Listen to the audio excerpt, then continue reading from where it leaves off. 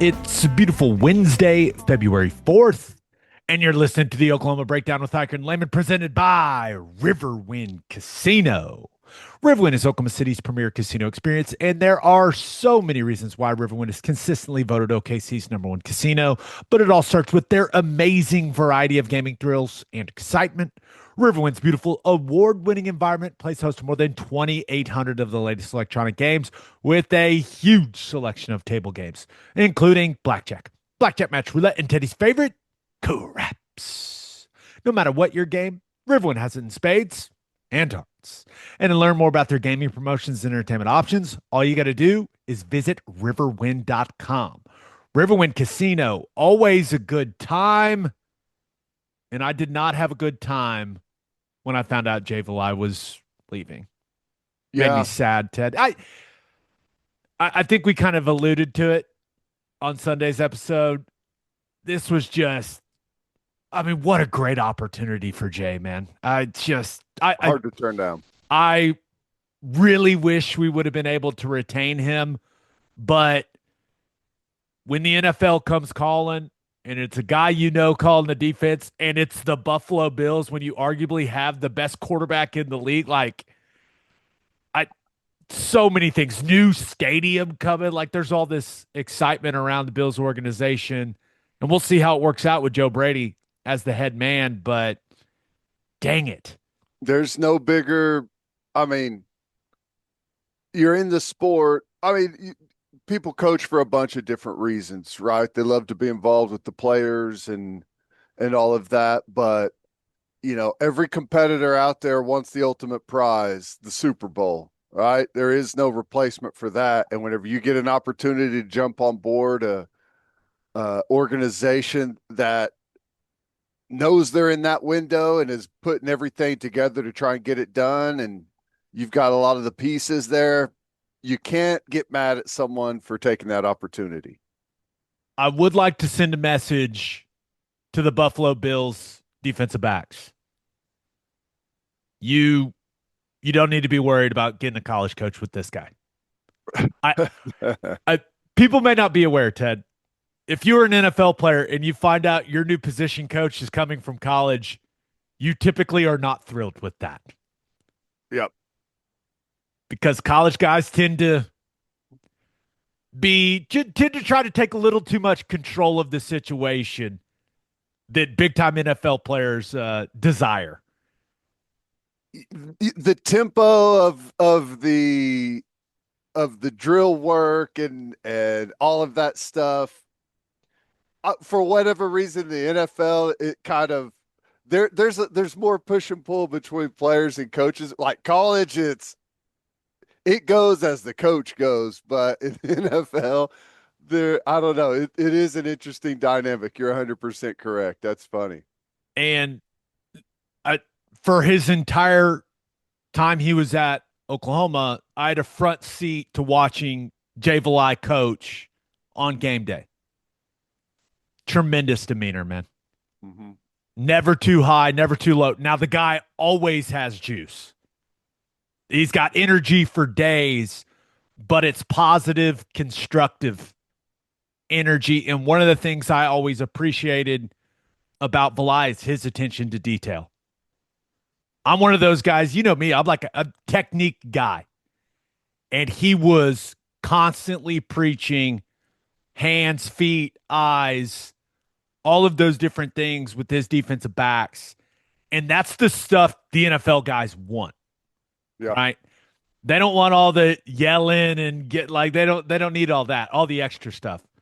They want a guy that's going to get them ready to play on Sundays and have their technique and their anticipation dialed in. And that's something I think Valai does at a very high level. So yeah. I'm going to miss him, man. Let's be real, man. He was a fun guy to be around. There's no doubt, very personable, very outgoing. You said it right with the juice and the energy. He's a guy that, there's a lot of long days in those football facilities, grinding over tape, meetings, all of that stuff. You need bright, positive people, and that's who he is, and he'll be received really well in Buffalo for sure. Valai's thank you graphic. Jay, you can't put out a 5-paragraph thank you graphic. It's too long, Jay. I know. I, There's he thanked everyone under the sun. It's just it it's so on brand for him. Like everyone loved this dude, yep. including us. Like, but I just giggled when I saw that thank you graphic. I was like, the guy literally thanked everyone in the football organization except for the radio team. What the heck, Jay? What are we Well, doing? that's what I was about to say. There's a point of diminishing return. Like once you cross a certain threshold and you've thanked so many people, then the people that didn't make the list start to get offended. Okay. If you just hammer like your top five, the people that everyone expects, you're in the clear. But now everyone's going to be like, "Hey, man, whoa, hey, what about me? Nothing? Okay, I see where we sit." There's certainly going to be a lot of people interested in this job. A lot of people want to be a position coach in the SEC. A lot of people want to learn from Brent Venables on the defensive side of the ball. But the timing is strange, right? What do you think happens here, Ted? I just it's one of those. Venables has been in the game so long. It could be someone that he's had a connection with that like isn't even on the radar, or it could be someone as obvious as like Xavier Brewer, who's on the staff and has done a really nice job in various roles with the defensive backs over the last couple of years. Yeah, it's honestly very difficult to say. I think promoting from within is always something that is going to be on the table. I think it has its positives for a bunch of reasons. I think that uh, number one, there's continuity, there's carryover. If you do it from within, guys know the scheme, know the system, know what's expected of the coach at that spot. But also, it's good for some of the guys, like you got your position coaches, your coordinators, but then there's a massive other crew of guys that are support staff that do a lot of things on the field, off the field. It's nice to know that there's opportunities to go vertical within the organization, right? Like that keeps everyone underneath hungry, and don't feel like they're always going to get passed over. So I think that's a positive. But I know he's got a lot of great connections out there. I'm sure there's probably also people reaching out for the job. I mean, whenever you look at the way Oklahoma has started to play defense, you look at the corner room currently. I There's not a whole lot of people that you feel like would be turning their nose up at the job. So he's, as you would imagine, he's got a bunch of options out there. Yeah, and typically if you're trying to get a job or you're really interested in a job to be a position coach, you're going to take a look at the guys that are going to be in your room. And I have to imagine it wouldn't take very long for a guy to go, yeah, I think I can coach Cortland Guillory up. Yeah, I think I can work with that. I mean, you got two of the better corners coming back in the conference, and if you got two of the better corners in the conference in the SEC, you got two of the better corners in the country. So with plenty of upside and some good quality competitive depth behind. So I don't know. We'll see. I'm excited about it though, just to kind of see, you know, what he comes up with, what direction he goes. And, I'm curious, like who else is maybe passing notes of guys to take a look at or to give a call to. There's a lot of connections. I don't know, like Nagy and that crew with some of the paths that they cross, if they've come, if they have suggestions. I don't know. It's fascinating. I I think like the net of possible candidates, it's like the net can be cast so wide with all the different people that are part of this organization now that I don't even know who to like zero in on, you know what I I know mean? Because that's kind of where I'm at. Venables has been doing it forever. He knows all kinds of people. You know that with how detailed he is, like you always talk about athletics directors having their short lists. There's no doubt in my mind, Venables has guys for each position that he goes, okay, if I lose this guy, here are my first couple calls. No And doubt. and then you've got Nagy and his staff, like a guy like Lake Dawson. Think about all the coaches those guys have crossed paths with over the years. That's what I'm saying. Yeah, it's he'll have no shortage of suggestions, I'm sure. I that's where I'm not particularly worried about it. I would assume we are going to hire someone that is fantastic. And if it's Xavier Brewer, I love that guy. He's Yeah. awesome. Like that would, I think OU fans should be thrilled. He's a guy that has done a ton for this defense over the last couple years in various roles, and the players love him. He Yeah. brings the juice. He's young. He's hungry. Like there's a lot to like about him if it ends up being Xavier Brewer. But we'll see, man. You hear the name like Dom Franks, guy that was my teammate at OU. You're Gabe Lynn, another one of my teammates at OU, which interesting wrinkle there with his wife being the main agent for Clutch Sports. Oh, really? I didn't know that. She basically runs the football. She's like the main agent for football for Clutch, Nice. which I don't know goes if back that's to a the good thing or Nagy a bad thing. connection. Yeah. You think of how this system is working. Would it be bad to get a guy who knows a ton about playing defensive back, played defensive back at OU? He's at UCLA right now. Would it be the worst thing in the world to bring one of the most powerful agents in football into the fold of the family? I'm just saying there's a lot of different things you have to factor in for this hire. I'm just saying. Little synergy there, perhaps. Yeah, I've heard the fan base is always kind of just sketchy on the former player thing. And I get it. They love the former players.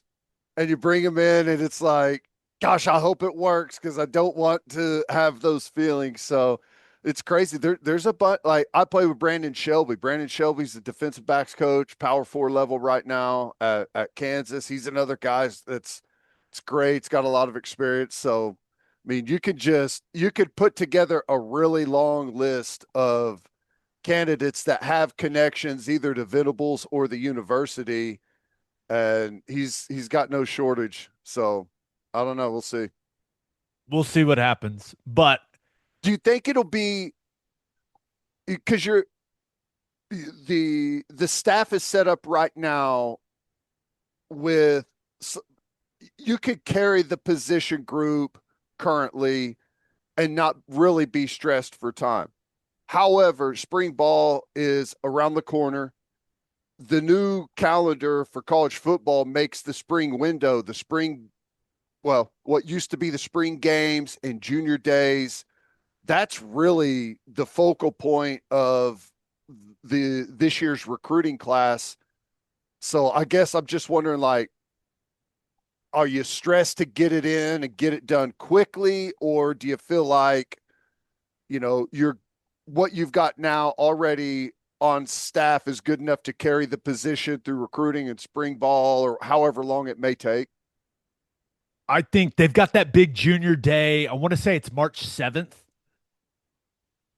That gives you a little over a month to have it established by then, right? Because we all know how important those types of events are for recruiting and the players you're bringing in the future. Like you want to have your guy. I don't think it's going to take that long. Personally, Yeah. I think this. I would assume this will move quickly. Isn't it funny though, like the chain of events it sets off? Like, okay, Jay Valai is out of college and he's going to the NFL. So you have this corners coaching job. Let's just say that Venables hires Gabe Lynn from UCLA. Well, now UCLA has to get a corner coach. And like it just like sets off this cascade. I don't know. I think it's funny that, one move now all of a sudden, who knows how many moves you get because of it. you know, the second this became official, if there was any connection to any of these guys around the country with Venables, you know, those head coaches walked in like, "Hey, come on, yeah, you know how much we appreciate you here, right? Like, come on, Hey, right, you got to right." find a way to get this move across the head coach's desk if you have a connection to Oklahoma, right? Like you don't want to be seen doing it, but you need just so they could go in there and be like, "Hey, listen, we love what you do around here. We were thinking about bumping your pay again." That's how it works. We've actually we've actually been talking about that behind the scenes, so we're letting you know now, though. Timing Okay, here is actually great. this is great. This is something we've been discussing. This is great. I The only other thing I had on this, because the talent in the room I think will be attractive, right? We Guillory and Bowen. If Jacoby Johnson's your third corner, you're probably feeling pretty good if you're a No quarters kidding. coach. Guy is a big, really, really good athlete. Which can I say this real quickly about one of the things that you really look at Valai and where the quarter position was whenever he showed up to where it is now and the development in that room. I think Jacoby Johnson's a great example. Think 2 years ago, Missouri got to have the win. He kind of falls down. They complete the pass to Luther Bird and end up scoring a touchdown and winning the game. Fast forward to this year, got to have it. LSU. What does Jacoby Johnson do? Goes makes one of the best plays of the year on that interception that we talked about in depth. I mean, the development was fantastic with these guys. Yeah. Also, some exciting pieces that we haven't seen a ton from, like Jeremiah Newcomb. He'll be back. Now we'll see if Good player. he's playing at the cheetah spot or if he's playing outside corner. Tristan Haynes bringing in Dakota Fields, who's got the measurables you're looking for at the corner spot. Derek Johnson coming into the recruiting class.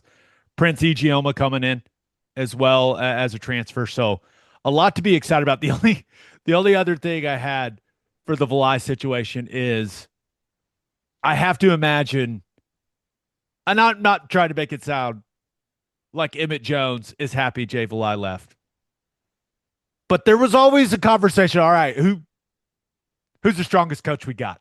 You know, right? And hey, Hey, now that Witten's in the fold, maybe Witten's got some serious old man strength and he's taking the belt. But it was a competition between Valai and Emmett Jones to see who could look like they were busting out of their shirt with their muscles. And now Emmett's his biggest competition's gone. Ted, is he king of the hill? Does he have the belt? yeah, I don't know. I'll say this though, and I think I may have said this before on here. I got a good friend that I played with. He was the strength and conditioning coach at Wisconsin. Then he was the D line coach. Kind of moved around. Now he's at North. Just went to Northwestern this past week as the D line coach. But he's a strength and conditioning guy, and he told me Jay Valai is one of the strongest people he's ever seen. So I'll take that as he was king of the hill. He didn't throw that out there. He coached Aaron Donald strength and conditioning at Pitt, so he knows a thing or two. I'll take that. I'll take Valai all day. But I don't know. Hey, it's testing time of the year. Get the coaches in there, combine style, I like it. We'll repping see. it out. We'll miss you, Jay Valai. Yep. Stay in touch. I already sent him some wing recommendations. It's Elmo's and Barbell, for anyone wondering. I tried them all, like literally every single one of them. I'm not shocked by that. Hey, man, it gets cold up there. You got to go do something. One transfer portal edition we haven't talked about. Very late in the game, right? With Yeah. Eastern Kentucky offensive lineman Fred Hinton. Interesting player, Ted. So I went and watched. They played Louisville and Marshall this season, so was able to dive into that tape. He played all left tackle in those games. And honestly, I like some of the things I saw from him in the run game. Pass protection needs some serious work. But in the run game, I thought it was definitely the strength of his game. Like the way he comes off the ball, good hand placement, good hip roll. And what I really like to see, there's some really good snaps of him against Louisville where he's like, it is a like he's stuck, if you will. Like he has been stonewalled by a defensive lineman. And he just continues to strain and drive his feet and drive his feet and kind of work through that and finish those blocks really well, which is always a positive thing for me to see. But he his pass pro just isn't as polished as it needs to be. It all starts with I don't think he played with enough stagger in his stance for a tackle. And there's some snaps where his feet are almost even, and it was the other tackle for them did it as well. So it was something he was coached to do, which is interesting. But in those two games, he got beat inside quite a few times because he doesn't have the proper weight distribution on his inside leg in pass protection, and that led to him having his weight outside, leaning outside, and giving up some inside moves. Those are easy fixes in my mind. You kind of in golf, like the feels versus real Yep. mentality. You just For him, he just needs to practice like, hey, I'm 70-30 on my inside leg. Yeah. And then you'll end up being, 55-45, something like that. But he needs to over exaggerate that stuff. And I know Beanbo will get him right on that. And then he's got to start using his hands in pass protection. He was just kind of a catcher and absorber and not a guy that would strike. And never independent hands, only two hands, kind of clamp, kind of absorb. And so I think it's I think these are some technique fixes that could really improve him as a player pretty quickly. But he's an interesting prospect, right? 6'4", 318. So he's got the size you're looking for. I would assume they'll see how he holds up a tackle and play him at some guard. He's a guy that, if he can play all four, that's an extremely valuable thing for a college football team to have. But we'll see, man. I'm interested to see him out of spring ball when it rolls around. Yeah. Got to have depth. You're going to have a room full of guys, and everyone's going to be at, some different phase of their development. You're going to have clear starters. You're going to have guys that are battling for rotational time, and then you're going to have developmental depth pieces that are you got to have bodies in practice, number one. So you got to get guys in and start to develop some quality depth, because things can cascade quickly in the offensive line room when injuries pile up. So just you got to get numbers in and try and get everyone as developed and game ready as possible. I've got good news and bad news for Hinton. Okay. The good news, I think some of the technique stuff is like an easy fix. And but you got to drill that stuff over and over and over, which is tedious. But also, as I watch these two games, one of the things that needs to improve is just like his core strength and flexibility, which is like the most annoying thing to work on as an offensive lineman. Yeah.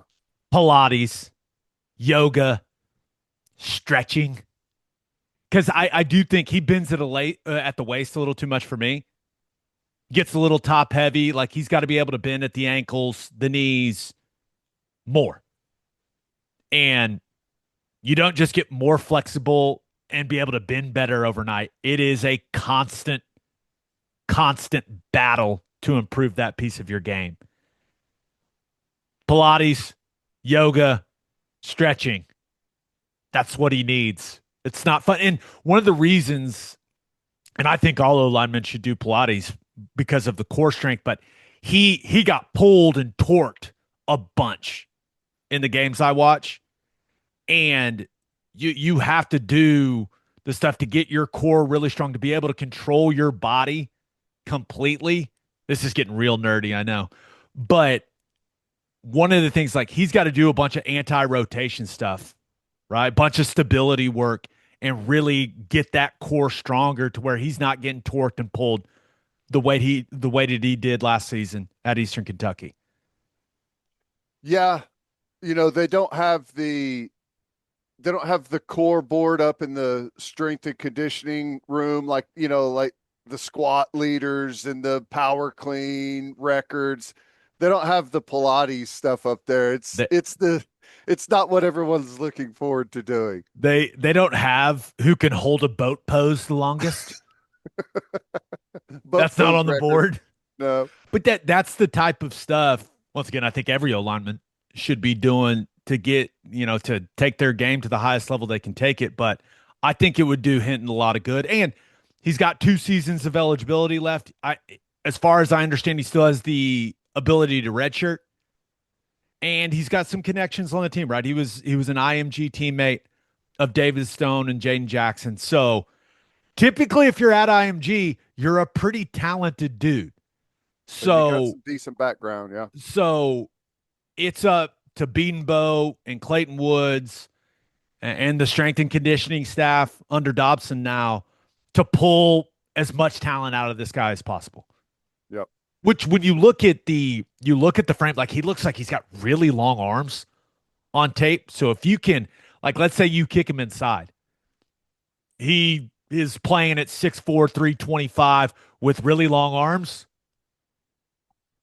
Kind of sounds exactly what you want at offensive guard, but Yeah. he's got some work to do. Now, there are some really encouraging snaps, particularly against Louisville, that he put on tape.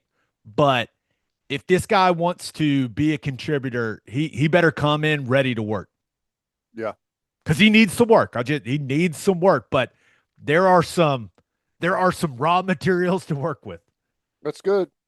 Got to have it. And like I said, you're not always going to the diamonds in the rough aren't always the most polished players out there. They're going to be picked over by everyone. It's going to be hard to get those guys, but you also need some project pieces that, maybe didn't get a lot of attention out there, but there's some real good measurables. There's some good upside. And I mean, that's where you get the real value plays and you can one up over the competition. Senior Bowl, Super Bowl with Charles Davis. But first, download the Loves app from Love's Travel Stops, your guide to savings on the road. Fill up for less with a discount on fuel, 10 cents off on every gallon of gas, and 25 cents off on every gallon of auto diesel. And don't forget, in the store, you can unlock mobile deals on the Loves app to save on snacks, drinks, and select meals at Love's restaurants. Plus, you can plan your pit stops for your next road trip with the map and route planner. All from Love's, the heart of the highway. Steaks are back. Didi Ranch's luxury steak cuts are restocked and ready to ship straight to your door. From mouth-watering ribeyes to silky smooth fillets, this is the best beef Oklahoma has to offer. And here's the kicker. They're now shipping next day air for free when you use code SOONER at checkout. That's right. Next day air like Amazon Prime, but for steak. Didi Ranch delivers taste and tradition the luxurious way. And we are brought to you by Simple Modern, the Oklahoma-owned company and the official drinker partner of the OKC Thunder. Simple Modern is selling these sick championship collector's gift sets celebrating the Thunder's first ever NBA championship. Banners hang forever, and these are truly one-of-a-kind commemorative items that you'll want to hold on to forever. Just use code OB35 for 35% off your order. Click the link in the show notes and grab one for the biggest Thunder fan you know. Just remember to use code OB35. And with 10% of all Simple Modern profits going to charity, many right here in Oklahoma, every purchase supports our community on and off the court. Simple Modern, good everywhere. It is our pleasure to be joined by a fantastic NFL analyst for CBS and the NFL Network. He is one of my favorite people in all of sports media. Charles Davis is in the house. CD, what's going on, man? Hey, great to see you guys. And Gabe, thank you very much for that kind introduction. Teddy, just go ahead and tell me the truth. He's contractually obligated to say favorite person each time you have a guy, right? He's not, no contract. However, he every now and then he'll drop that line. I love it. Well, it's great to talk with both of you. It's an absolute thrill for me. It's kind of a flashback for me because as a broadcaster, I was lucky enough to call games that both of you were involved in. And each time you guys were involved in games, they were big. Okay. So that was the fun because every time we were doing an OU game, it really meant something. And It's so funny. I don't know if you guys were around at the time, but Davis Webb, who has probably been in the news cycle lately as a potential head coaching candidate, he was a freshman at Texas Tech and came in undefeated against undefeated Oklahoma. We had this lightning delay, the whole deal. That was his first collegiate start. And I'm like, oh my God, Davis, this is how far we've come. You were That's just, what Kingsbury was undefeated, right? They won like 7 or 8 in a row. and you guys jumped, yep, and you guys got them. Turned out to be a heck of a game. But I remember doing games during that time frame, and I did 2 or 3 Texas Tech Oklahoma games, and every time Texas Tech was coming in rolling, and they always went, it just never. They always had a different ledger in the end when they left OU or you left their place. You are coming off an awesome week of coverage at the Senior Bowl and wanted to dive into that. You guys do such a great job, you and Daniel Jeremiah and that whole team on the NFL Network covering that event, and wanted to get your thoughts on some of the OU guys. Yeah, yeah, absolutely. Where do you want to start? Grayson Halton seemed like he had a heck of a week, CD. He really did. And what was interesting about it, and you guys understand this broadcast game, when you're covering something, you're never covering enough. And that's not a knock on anyone. It's just while you're covering, how many times are you covering? Okay, we're watching this drill. But you guys get to see the whole thing and you're thinking, oh man, look what just happened down here. That happened a lot with him. I mean, we're watching one-on-ones with receivers and this and that, and all of a sudden we see a one-on-one offensive line, defensive line, and he's scurrying past someone. He's, big move. There was one time he gave an upfield and then came back inside with a little arm and rip and was in someone's face. And I went, yeah, yeah. Those are movement skills that you like to see.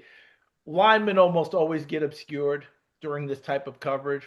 The quarterbacks are going to be number one, the guys who catch it, that sort of a deal. But as the week went on, it became much more of a big guys week.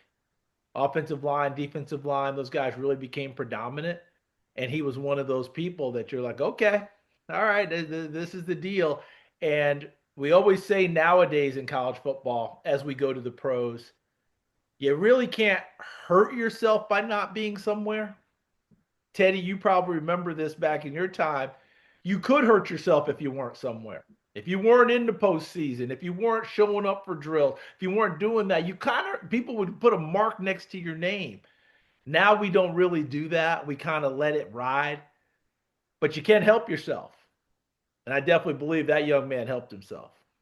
Yeah, he was awesome for us to cover at Oklahoma, and he's one of those guys that was a little undersized early, just incrementally was putting on weight, but what always jumped out was the quickness, the get off, the ability to run sideline to sideline and pursue the football. And we also love his personality. We were talking about this, guys that are super outgoing and super comfortable. You fly into a weird city and you're surrounded by a bunch of people you don't know. You got everyone peering in at you, critiquing your every move. It could be a uncomfortable situation, but seems like his personality is kind of made for that type of event, and probably as outgoing as he was, made a lot of relationships with coaches and some of the evaluators there. I'm glad you brought that up, Teddy, because that is a big part of what people are evaluating. It's the old, and I'm quite sure your coaches would have told you before you went off, both of you went off to do other things. Hey, it's when you don't think you're being evaluated, you actually are. Who's watching you? It's not who you see, it's who sees you, right? So there's a lot of time when you're just around. Well, I got a few different comments about this young man's personality. And what the number one thing I got out of it was he was the same guy when he thought he wasn't being observed as he was when he was being observed. In other words, it wasn't an on-off switch that they noticed. They saw the same guy, just as you described him, Teddy. Absolute same guy. So that's a big deal for him because you know what you're kind of getting on that one. In scouting lore, there are millions of stories about finding out the unobserved or checking someone's background and finding, oh, they go to where you like to go to eat.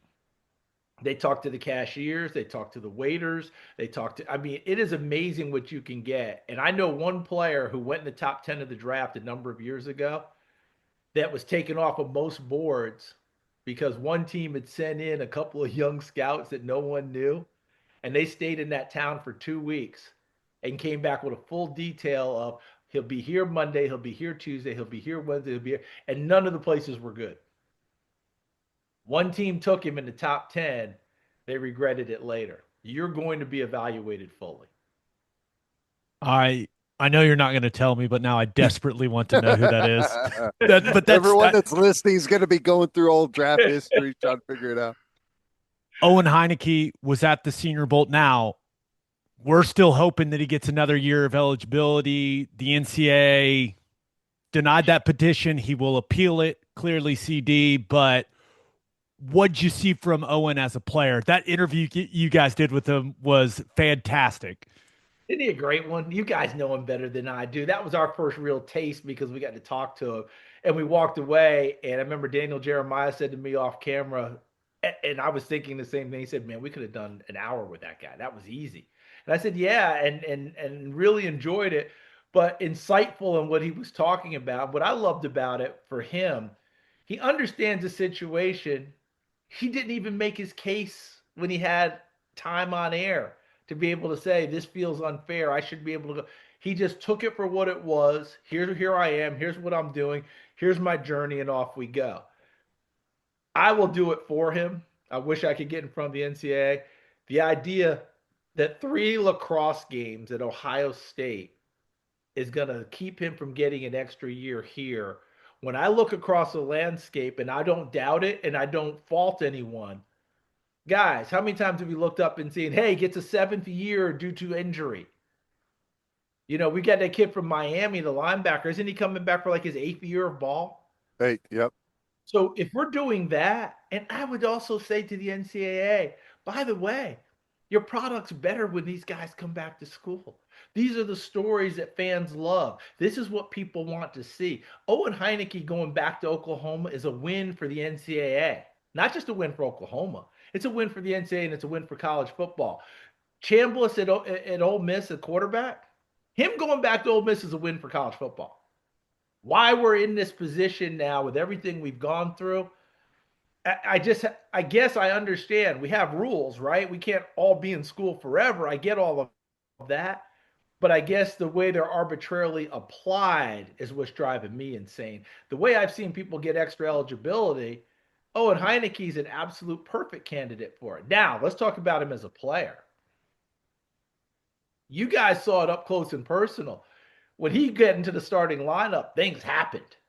I mean, things happened. Around the football, knocking it free, creating big plays, tackling well. Things jumped up a little bit overall, and I'm a firm believer that those guys who play on the inside and they're in the huddle and they're the ones calling it out for you and they're the ones involved, the search and destroy guys.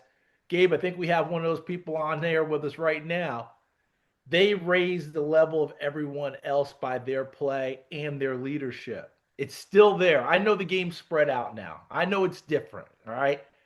But that guy right there is still that guy. And Owen Heineke embodies that as far as I'm concerned. Look, I'm a Tennessee guy. He ruined the Tennessee, right? That play made, here comes Mason, and off we go. And we're done for, right? He helped ruin games like that all the way through. I would love to see him get an extra year of eligibility. Now, let's say that he doesn't. These NFL teams are going to love him. He's going to be a core special teams guy right out of the gate. He's going to play in every one you've got. And then when his special teams film is probably better than his linebacker film. Right? Because he has more of it. But also, tell me if I'm wrong, Teddy, if you actually let him get on the field and play, you might not be able to pull him off. That's where the deal is with guys like that. You keep waiting for someone else to be there, and then they plug in, and then you just never take them out. Yeah. He's been a lot of fun, and hopefully he gets that year. We'll see. He'll be fine. If he doesn't, he's going to be playing ball. But I do hope he's back in an Oklahoma uniform. I just think it's better for college football, not just for him, but I'm looking at it as a fan of the game. Those kind of guys back playing are good for everyone. he makes some loud plays. Texas, when he played, but pretty good for Oklahoma. Yep. Well, one of the stories around here everyone has been following, and we kind of knew that this was going to happen. The big offseason acquisition for Oklahoma, or one of them, was Jaden Ott, bringing him in from Cal, got him in that post-spring transfer portal window. A lot of excitement, ton of production at Cal. Looked like he was going to fit what we did really well. Didn't work out that way. He barely saw the field for whatever reason. He had some injury stuff early and, whatever that was, but we knew he's getting the Senior Bowl invite, and, everyone was like, well, what do you think Jaden Ott's going to do? I was like, well, I think he's going to go there and surprise a lot of people and show the talent that we saw whenever we brought him in. What'd you think? He had a great week. He really did. He was the kid that I think that we all saw at Cal. And when you go back through it, and this is where I'm going to ask both of you to weigh in for me and help me out a little bit, because I'm doing my scouting and evaluation and I need to get some more info. Remember, in 2023, he ran for over 1,300 yards at Cal. Big year. Put 274 in Arizona. He was that guy. I think people have forgotten that the previous year, 2024, wasn't great for him either. Okay. We're all locked in on 23, like, okay, so they're extenuating circumstance. Maybe there's this, but I think he ran for like 385, 386 in 2024. But to come to your place, as you said, Teddy, he looked like a fit. This looked like central casting. This looked like the right thing. He can run it. You can catch it out of the backfield. You can put him in the slot, make him that type of a receiver. When I went back and started preparing, I think I told you both this off air, and I'll say it again now. When I started preparing for the Senior Bowl and I saw his numbers from this year, 21 runs, 68 yards, I literally went to another site to check the numbers because I said there's no way that can be actual. It turned out, yeah, it's actual. So was it injury? Was it fit? Did he get in the doghouse somewhere? Help me understand it. Help me, please, because right now, to me, what he's tracking towards is somebody in a late round grabbing him and him being a surprise in the NFL if everything goes the right way. And the guy I'm looking at last year in the NFL, Jakrowski Merritt, what's his name? Crosby Merritt, who played for Washington, had been at like 4 schools, barely played his last year, and emerged and had a heck of a rookie year. Jaden Ott could be the next type of guy to do that if things go the right way. But what happened? How long do you have, CD? I'm getting because I'm trying to learn. Just from what I understand, he got banged up. He banged up his shoulder in camp, and that led to him missing a significant portion of training camp. And we have a freshman who will now be a sophomore, Torrey Blaylock, who kind of emerged, and they went, okay, this guy's tough. He's reliable. He's here every day. He's never busting. And then we had Xavier Robinson, kind of a bigger back, different type of back. But the interesting thing was, like, in the season, those guys got banged up, and Jaden Ott still didn't play. And you had Javonte Barnes, who our running back situation this season was an absolute journey, Ted. Like, and I can't think of any reason, because we all know Ott's got the talent. Right? He's got enough speed. He can catch the ball out of the backfield. I do think he really struggles in pass protection, even though I saw what he did in some of those drills in Mobile. Like, I get it. He did some nice things as a pass protector down there at the Senior Bowl, but I kind of think they just thought they couldn't count on him. I think it started with the shoulder injury in training camp. I think he had like an AC or something, and he took some time off. And I think they were like, okay, let's get back out there on the field. And it took way longer than they thought. Yeah. And then he had some opportunity early, and to Gabe's point, missed some blocks, like just looked kind of uninterested. And from that point on, everyone's like, okay, well, are we going to see him this week? Are we going to see him this week? It's like, okay, now we're injured at running back. We're going to see him this week. And no. So it was weird. Yeah, I think what you guys are both describing, and again, without having full info and knowing exactly what what was going on with Coach Venables and the rest of the staff, sometimes the train takes off, and if you weren't on it then, it's hard to catch it when it's running. And you mentioned, Gabe, and Teddy, you as well, pass protection and other things. Look, if your quarterback's going to get hit, that's going to be a problem for you.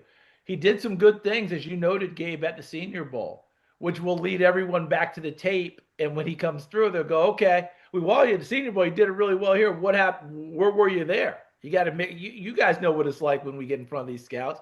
They're going to ask you to explain certain things they find in your game, good and bad.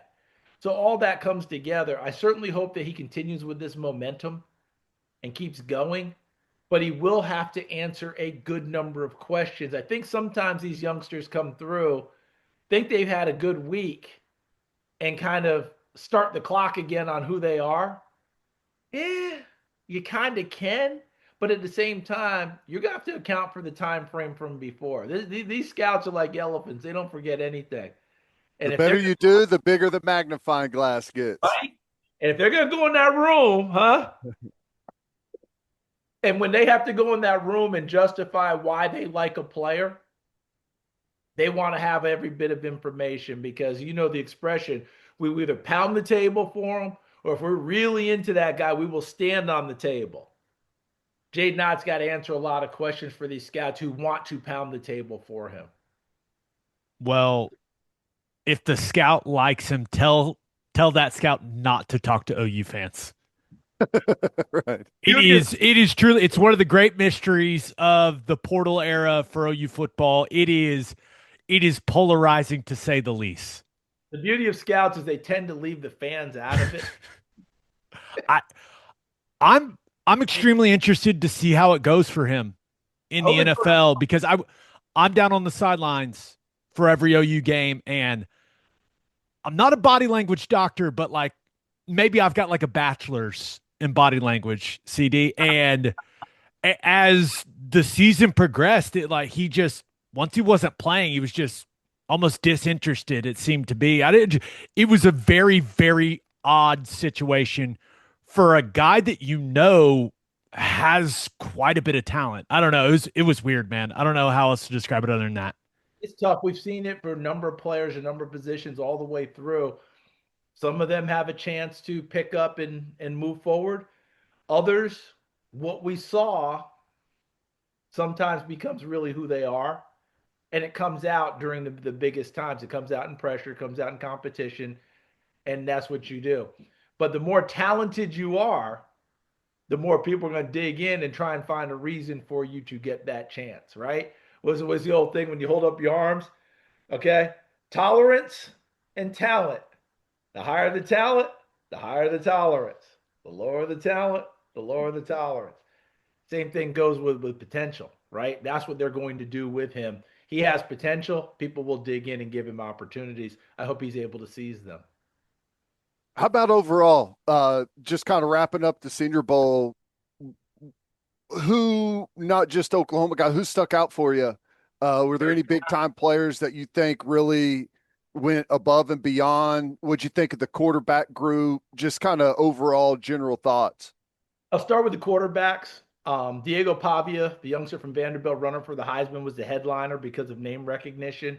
Obviously, when the measurements came out and he was 5'9" and 7/8, the nation went, whoa. Anyone who watched him or saw him went, yeah, that seems about right.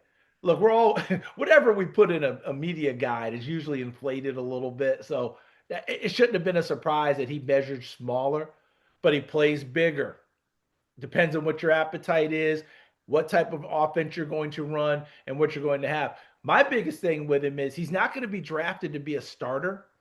And he's always been that guy who has overcome everything, been a starter, never been the backup. Would he be able to handle that going forward in order for him to try and prove himself. We shall see. I think someone's going to take a look because of his winning background, because of his playmaking ability. He's not going to go early.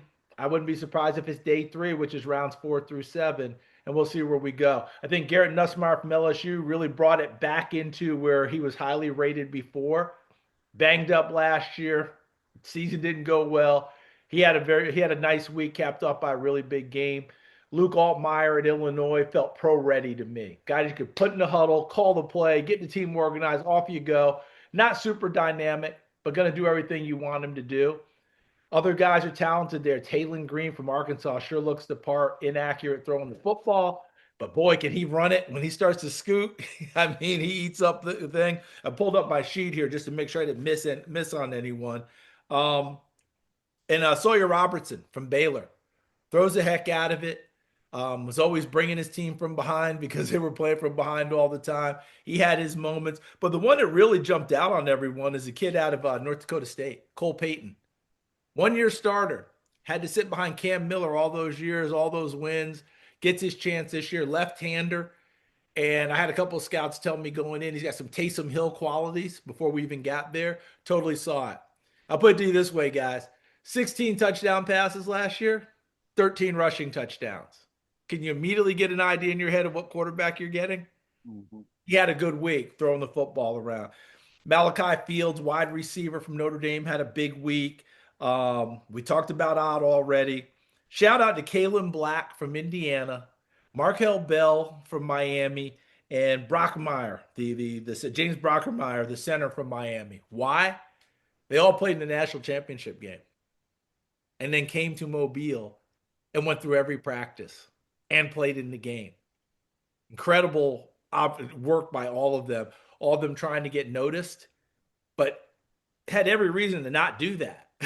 Yet they still showed up and got it done. Linebackers, Teddy, we talked about Heineke. I like this kid out of BYU, Jack Kelly. He's got great instincts as an off-the-ball guy, but he also slides up to the line of scrimmage and rushes a passer at 10 sacks last year. I thought Bryce Betcher from Oregon, as befits a center fielder who was drafted 13th round from Houston, he hits anything that moves. In fact, in pregame, I don't know if you guys saw it, he hit Star Thomas from Tennessee. They were going through pregame drills. I mean, he smoked him. Bro. And then he reached his hand to help him up, and Star Thomas took a big offense. Next thing you know, they were scrapping in pregame. Oh, it was great. It was great. But to Star Thomas's defense, what are we doing, man? I mean, what are we doing? I was like, we're just trying to get ready for the game. And poor Star Thomas, he didn't even practice because he was a late call-in. He showed up in time to play the game. He's, hey, by the way, I'm Betcher. I'm a linebacker. Bam! And he smoked him, and off we went from there. But Betcher all week long was making plays and hitting people and doing things. I thought the secondary guys, there's a couple safeties. That kid from TCU, Bud Clark, instincts, plays on the football, 15 interceptions, no accident. We saw it all week long. We saw a lot of that play while he was there. I thought that one other safety that I had that I was really excited about was Michael Taft from Texas as a tackling guy. Put him up near the line of scrimmage. He's going to be a guy drops in the box and makes plays. Remember, he's a walk-on at Texas, could have had scholarships elsewhere, and made himself into a player. But all in all, guys, big people, if you want an offensive tackle, Maxi Hanachor from Arizona State, who's still learning the game, he might have played himself into someone taking him in the late first round. That's how well, to me, that's the kind of week that he had. Just get a right tackle. Just getting better and better as he goes on. I could go on all day with it, guys, but we did see players there. And this Caleb Banks, defensive tackle from Florida, 3 games last year due to injury. There's questions about his motor and this and that. I can't totally answer the motor questions, but I do know that when he decides to flash, he flashes really well. He's 88 coming at you. And I'm old enough to remember 88 was Alan Page of the Purple People Eaters and the Minnesota Vikings. I'm not saying he's Alan Page because very few people are. Aaron Donald became Alan Page. But this kid has the opportunity to be a pretty good player. Kind of reminds me of Deion Walker coming out last year from Kentucky. Had a bad back, looked like he was overweight. He goes up to Buffalo and had a heck of a rookie year. Caleb Banks has a similar frame and kind of a similar story. We'll get you back to the interview, but first, Schwab Meat has been smoking the highest quality meats, hot dogs, and sausages in OKC since 1912. Go to schwabmeat.com to order any of Schwab's outstanding products and use promo code OKBreakdown for free shipping on orders over $75. Schwab dogs are iconic. I like to keep it simple. Just a bun, dog, mustard, ketchup. Also, the jalapeno cheddar smoked sausage is ridiculous. schwabmeat.com, code OKBreakdown for free shipping on orders over $75. Schwab Meat, the official hot dog of game days. with ice cold beers, great food, and TVs all around, Pub W is the perfect spot to catch OU football and NFL Sundays. Pub W has been voted best happy hour 3 years in a row and serves brunch Saturday and Sunday mornings until 2 p.m. You can enjoy classics like chicken and waffles and their steak breakfast burrito, as well as unique dishes like the Big Country Benedict. Plus, brunch berries, mimosas, and espresso martinis. Visit pubw.com to find a location near you. Pub W, good food, good drinks, good people. Insurica's launched a new digital agency introducing Insurica Direct. Whether you're in Oklahoma or anywhere across the U.S., they've got you covered. From small business insurance and health insurance for your employees to insurance for individuals like home, auto, and even Medicare supplements. Insurica Direct's got it all. Start your journey today at insuricadirect.com. Remember, at Insurica, we specialize in you. All right, back to the interview. He is, you mentioned the flashes, like in the scouting community, the old grade the flashes mentality. No one's got better flashes than Banks over the last 2 seasons. There's some snaps where you're just like, oh my gosh. But there are going to be some teams that don't love the inconsistency, right? Yeah, but it all depends on the organization, but I will bring in one for you, Gabe. I was really interested to see this young kid, Delby Lemieux, because it sounds like, almost a made up name, right? Delby Lemieux. You gotta love the small school centers, CD. I mean, come on. But he's a Dartmouth left tackle. Okay, that's where he made All-American in FCS. They move him inside for this. I thought he had a good week. I did too. You know me. I'm watching the centers the whole time. I thought Heck from Kansas State was the most technically sound. Had a good week, and I would take Rutledge from Georgia Tech, and I would have him snap the football because he is a road grader, man. He is an APM, an automated people mover. That's what he does. Forward. I would take him and put him at center, and I'm good right there in that spot. Give me some guards around him, but he can play guard, obviously, if he's an All-American. But if you're talking about going straight ahead and smacking someone, that big cat from Georgia Tech, I loved. It seemed like they had to rein him in at a point or two throughout the week, which, if you're an O-line coach, you're going, that's the guy I want. Hey, Teddy, when you went to tackle people, was it the whistle that stopped you or was it the echo? It was the situation. You just, hey, you got to know your personnel, right? You got to know who you're tackling. You got to know the tempo. Like there's a formal tempo of a drill, and then there's what the reality on the ground is, and a lot of it is just personal protection, Yeah, no doubt about it, knowing it. But I know this, when they blew the whistle and it was game time and those Longhorns showed up, it might have been 2 echoes of the whistle, huh? Yep. That's exactly right. That's exactly right. No doubt. But yeah, I think all in all, like Drew Fabianich, who runs the Senior Bowl, this is his first year running it. I think he's got a lot to be proud of because where we are now, guys, is the invitations go out, the people accept them. You're going to have a natural attrition due to injury, guys playing deep into the college football playoffs, things like that. And it's just all understandable, right? But what we have now is if you go to the Senior Bowl and you have a couple of really good days, you're not likely to get to Saturday and play. Colton Hood, the corner from Tennessee, had a heck of a week. 3 days of practice. He didn't play on Saturday. All of a sudden, there's a toe. He's got a toe, CD. And I'm not saying it with criticism. This is where we are. This is the evolution of our game. Us old folks are like, come on, you show up, you play. But this is where we are, where we started with the opt-outs and being careful in bowl games. And it's so funny because who was that big back at LSU years ago that he went Fournette. Leonard Fournette. Leonard Fournette. You remember he went first round to Tampa Bay. He opted out, and everybody across the country lost their mind. What was interesting about it was he wasn't the first opt-out. He got the most attention. You know who it was? It was Christian McCaffrey from Stanford. Yeah. Almost no one talked about it. Sun Bowl or something. I think they were going to. Correct. Played the smart game. The smart did not play, whatever. And we see how it's turned out for him. But all I'm saying is the drills are what most of the scouts are there for. When I show up, with the rest of my crew and we start watching practices, everyone's there from 32 teams. By Thursday afternoon, it's ghost town. I remember playing in the game. I was like, where the hell did everyone go? They all left. Everybody's gone except every team leaves one young scout, kind of like a rite of passage where you have to write up the game and do all this stuff. Every team has one, but all the main people, because they're going to watch the tape and watch the film and the whole deal. But on game day, it's just a different world where guys do it. Braden Fisk from Florida State 2 years ago, most impressive thing I've ever seen. He stays through.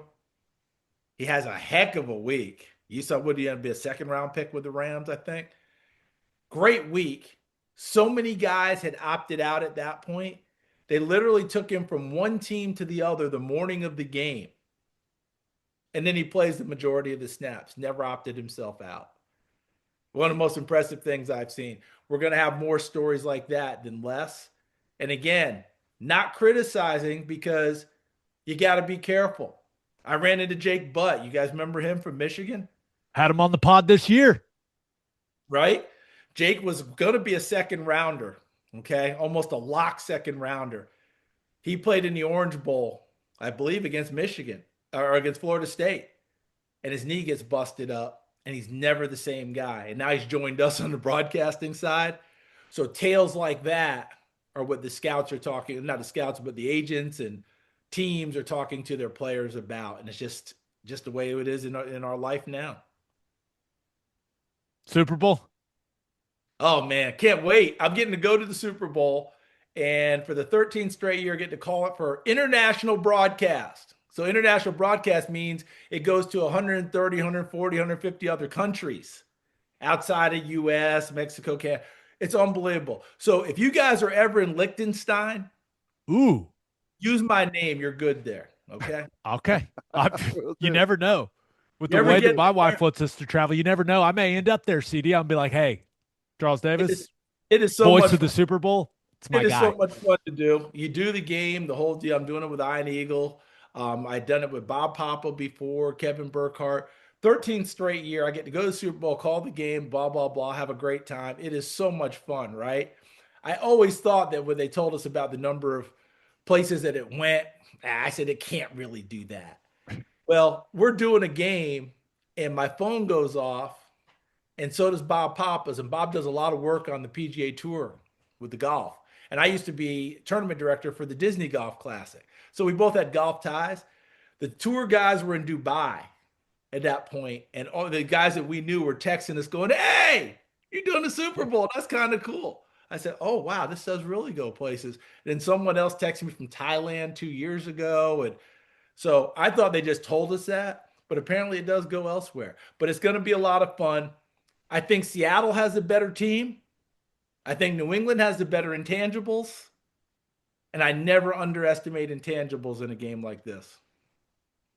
It's kind of a wild story. Both teams really good. And maybe there's a little bit of lacking of some of the huge star power. So they flew under the radar for most of the season.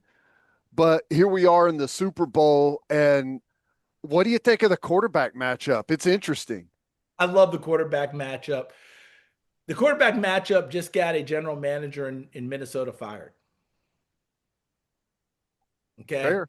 Think about it, because they made the decision to move on from Sam Darnold because last year they won 14 games in the regular season, but the last two were for the number one seed, got blown out by Detroit, And then their playoff game got jumped on by the Rams, and he didn't play well in either. And fair or unfair, he had a reputation of not being great in big games.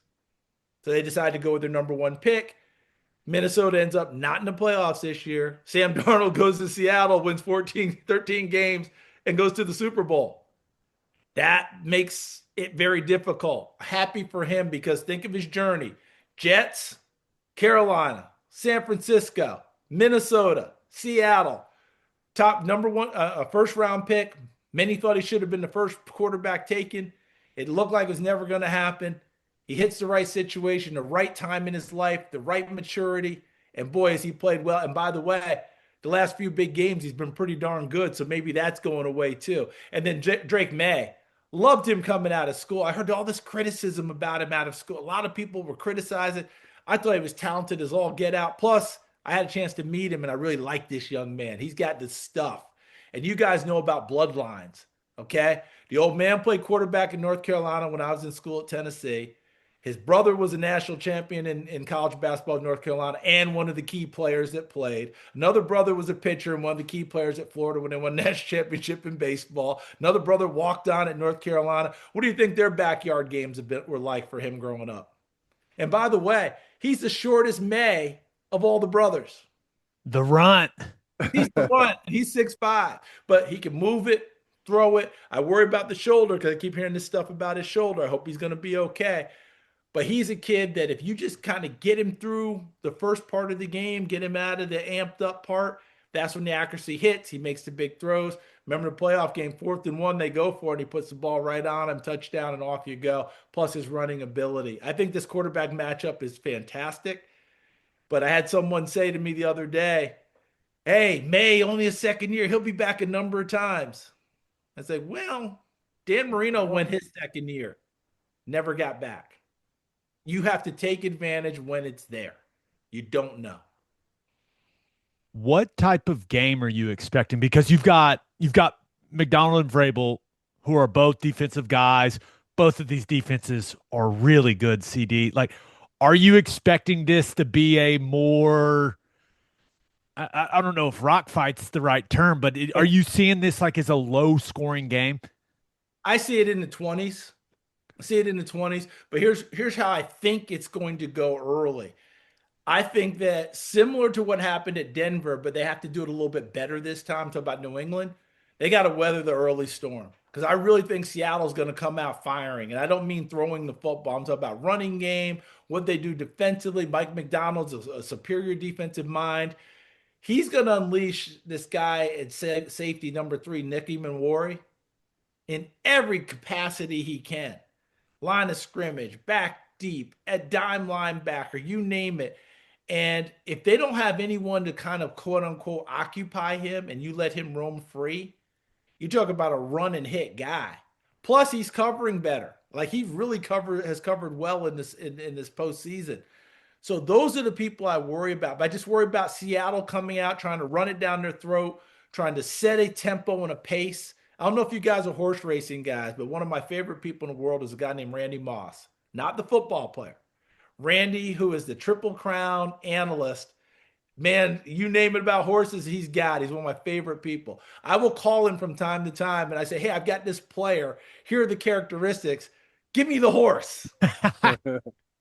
Okay?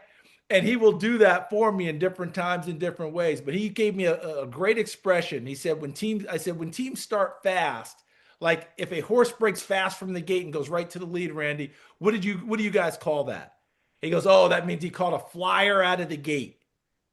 I feel like that's where Seattle's trying to go in this game. They want to take a flyer out of the gate, set the pace, make them chase. If New England can weather it early and hang in there, you remember Vrabel at halftime against Denver? We settled in. Well, I think they're going to have to settle in quicker in this one because Denver didn't make them pay. Sean Payton doesn't go for it. Goes for it on 4th down, doesn't kick the field goal. They didn't make them pay. I think Seattle would make them pay if they don't settle in quickly. But if they do settle in, then they're going to be okay because Mike Vrabel in 1 year has put a full imprint of himself on that roster. Last 2 seasons, guys, 4-13 Bill Belichick. The next year, 4-13 Gerard Mayo. Mike Vrabel first year 13-4.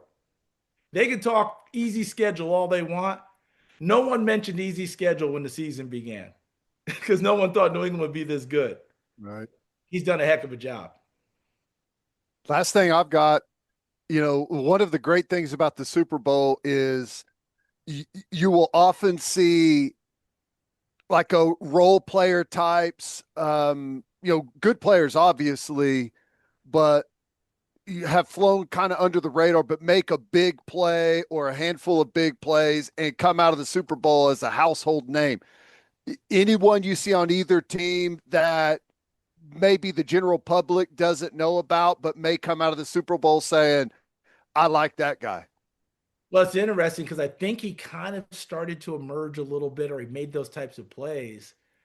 Seattle wide receiver Jake Bobo, special teams maven.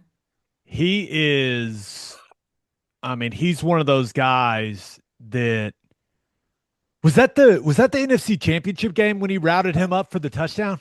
Yeah, Jake Bobo, just out of nowhere. I remember, Gabe, we were watching him in college. Remember, we were Yeah. like, look at this guy. Like, Who Bobo, is this dude's that? legit. Remember, he was a Duke to UCLA transfer. I mean, and when he ran his 4.9, everybody thought it's over. But he goes to camp with Seattle, makes a team, does the special teams, does all the dirty work. We'll block, we'll do stuff. It's just guys like that. And Teddy, you're so right because the Super Bowl is rife with these people that just emerge out of nowhere. Anybody remember the name Timmy Smith, running back with Washington? The game that Doug Williams threw the 4 touchdowns in the second quarter against Denver and won the MVP, Timmy Smith ran for 206, 207 yards. He came back the next year as their starting running back, and he also brought about 30 extra pounds with him. never to be seen again. That was it. He had his moment of glory. But people do emerge in this type of a game and make plays almost out of nowhere. And then you also have the guys who are really good players that make the winning plays. Because I'll leave it with this. The 28-3 game, Atlanta, New England. Okay? Everyone remembers what Brady and everyone did with the big comeback and all. You remember how it started?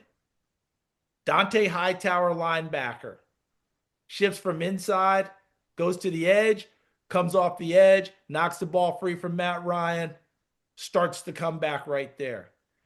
An excellent player, a starter for them. Was he an all-star? Probably not. But a significant player that people gravitated towards, and when they needed a play to be made, he made it. So you need those types of guys as well, not just total superstars, but the guys that you count on. Who's going to make that play for you when you need it and have to absolutely have it. That's why when I look at this matchup, CD, I'm like, is it going to be Rashid Shaheed or Marcus Jones? Yeah. That has some crazy return that like flips the momentum. And like, we never talk about special teams heading into a Super Bowl. You know how it is. It's all about the quarterbacks. And like everyone's talking about, hey, Gonzalez versus JSN, which I can only imagine how excited you are to watch that matchup. It'll be fun. But it's one of these things where it's like, hey, can one of these elite returners that both of these teams have, can that be the difference in this game? I don't know. I just want to be entertained, man. That's all I'm looking for in a Super Bowl. Let's break that down very quickly. Shaheed returns kicks and punts. Okay. On the kickoff return, they force you to make a decision with today's world about how we do kickoffs. Do we kick it out of the end zone and give you the ball on the 35? Or do we kick it to you and hope you don't get to the 35? With Shaheed, I wouldn't be surprised they just kick it out of the end zone and say, we're just going to play from the 35. Because you saw what happened against San Francisco when he brought it back to start the ball game. As a punt returner, you know what you're getting as well. And that's where Marcus Jones really comes into play for New England because that's his strength. That's what he does really, really well. Both these teams are pretty good special teams wise, coverage wise. They do a pretty nice job. It'll be interesting to see, as you said, if one of those guys can make that type of a play that changes flips the field, changes the game, momentum goes in a different direction, all of those things. And let's face it, the Rams' big Achilles heel all year long was special teams. They fired their special teams coach during the season. And then late in the ball game, Xavier Smith, who did some nice things for them, doesn't catch the punt. And there's your gap right there. One special teams play changes everything. That man tried to catch it laying on his back, I mean, Charles. he was right there, and then Oh, I felt so bad for him, and I dude. felt Like, horrible for him. If he had been lucky enough to slip in the other direction and the ball never hit him, but he's right there and it comes right in the breadbasket, and now he can't hold on to it. I oh, felt horrible for him, but I give Matt Stafford a lot of credit for how classy he was after the game about what he did with that young man. Because you guys know what the disappointment is when something like that happens and you're this close. And contrast that to a few years ago, Cincinnati, when Joseph Osai got the late hit penalty against Mahomes and essentially sealed the game, AFC Championship game. And after the ball game, Jermaine Pratt cursed him out and told him, "You cost us the game." That doesn't work well in the locker room. no, no. Are you one of the broadcasters that doesn't pick the game? Um, in this sense, it really doesn't matter a whole lot. I'm calling it for international broadcast. I don't think people are going to be locked in on it. I tend to stay away from that, but I feel like I'm kind of feeling like an upset is brewing here with New England. I'll tell you one thing, man. I don't want to. I don't want to bet against Vrabel. I don't want to do. I don't want. I don't want to be in that position at all. Of course, he is something else. I've watched him in his years at Tennessee and the whole deal. And you know what it's like, guys. You guys understand football history and context and background. Think of how many of your teammates just really didn't, right? They showed up and just played. I was at a Tennessee practice, and Vrabes likes to get involved. He'll get in the bags and do all this stuff. And that's a big, gigantic man. That's a big dude now. Right? He's a big man. Big Every dude. bit of it. Hands, head, but it's all proportional. And he was going through bags, and some young kid was like, "So, did you ever play, coach?" And I Oh was no.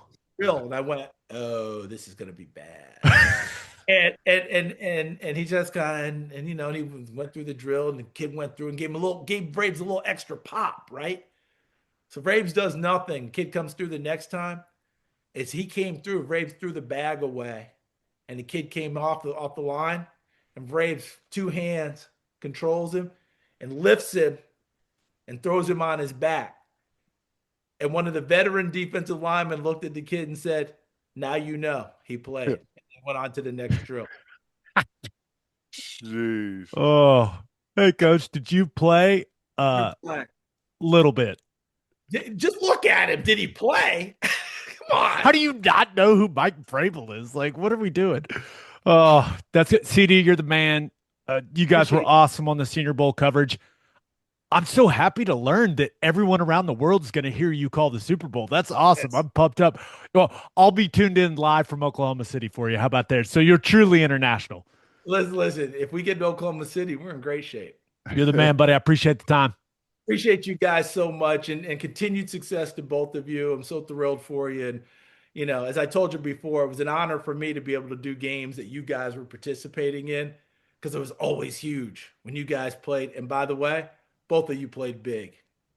Those were the days. Appreciate that, man. Say, man.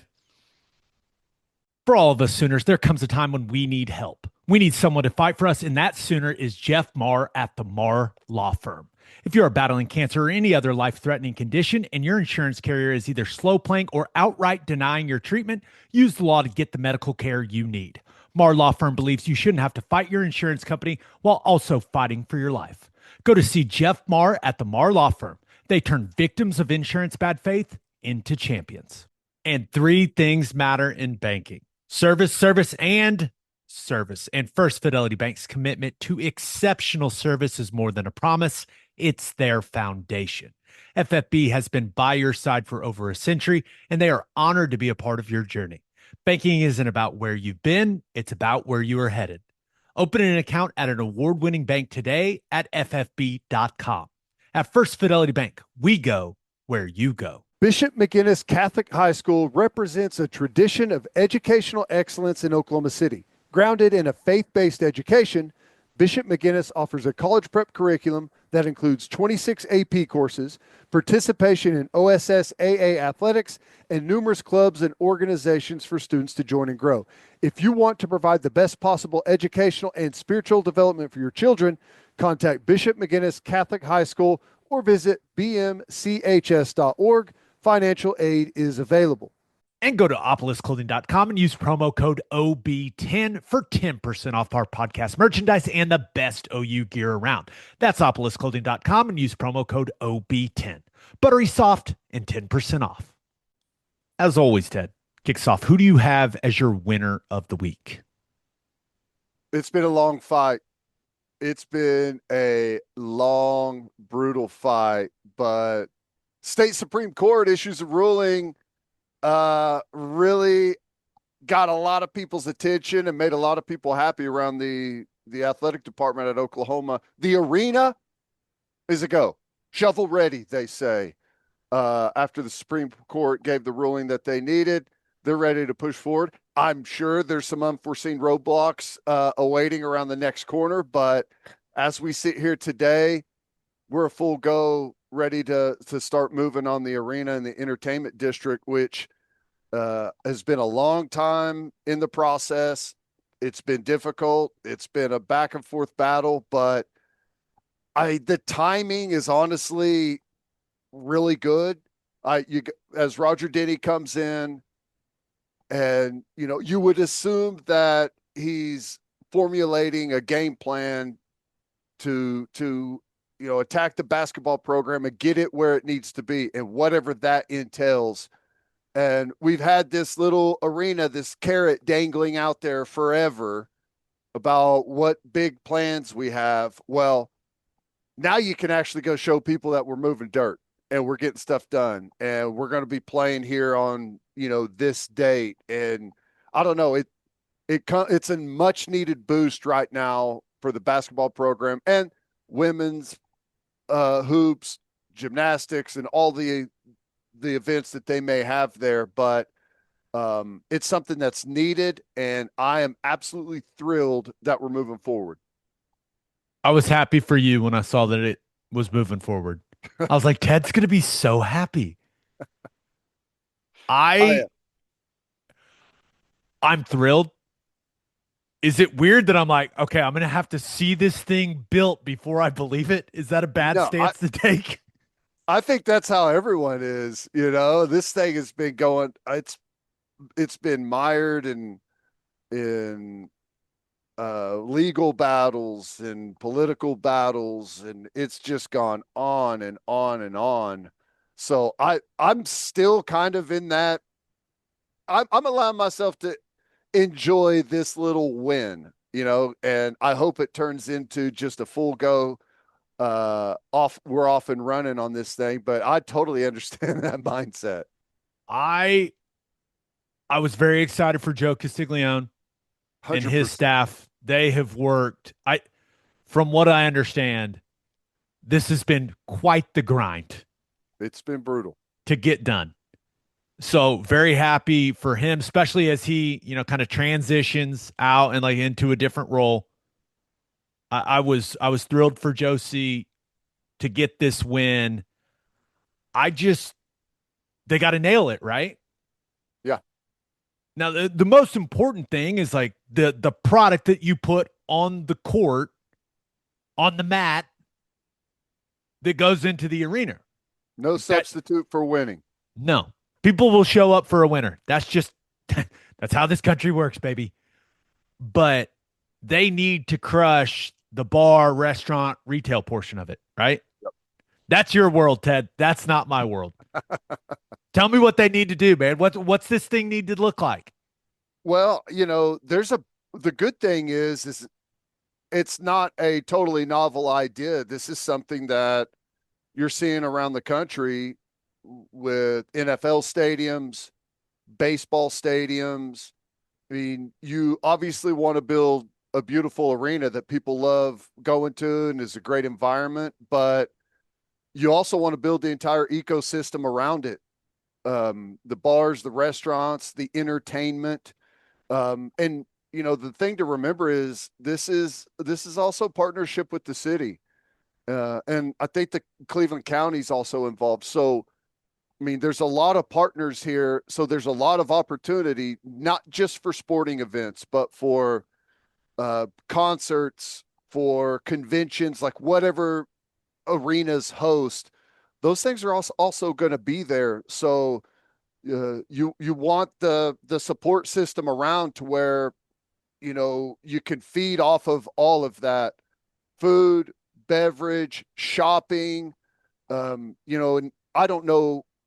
Obviously, plans change throughout, but there was housing involved. I think there was multifamily, and I think there was single family residential areas. So it's a full encompassing development that, if pulled off correctly, is a potential massive boon for the economy. Just adding more people, adding great, like, here's the thing everyone's got to remember: you got I-35 that runs right through the middle of it, basically. And so not only are you going to get activity from the local community, people that live in Norman, but the amount of people out of state, not from Norman, that are passing through here nonstop is huge. You want those people pulling in and coming and hanging out, staying in a hotel, hitting some different destinations that you've got right there. And that's ultimately what you want. You want a bunch of outside money coming in, generating tax revenue, and people in the business, jobs, all of that stuff. Hopefully you get that type of activity there. And I think you will. I think everything about it looks awesome up to this point. Just got to execute it. Will it be much easier to get there than to Lloyd Noble? Yeah. For me, I think, coming from Oklahoma City? Yeah, no doubt. So okay. Everyone knows Awesome. the location right now, right? Right there, Rock Creek, just on the east side of I-35. You got that big plot of land out there.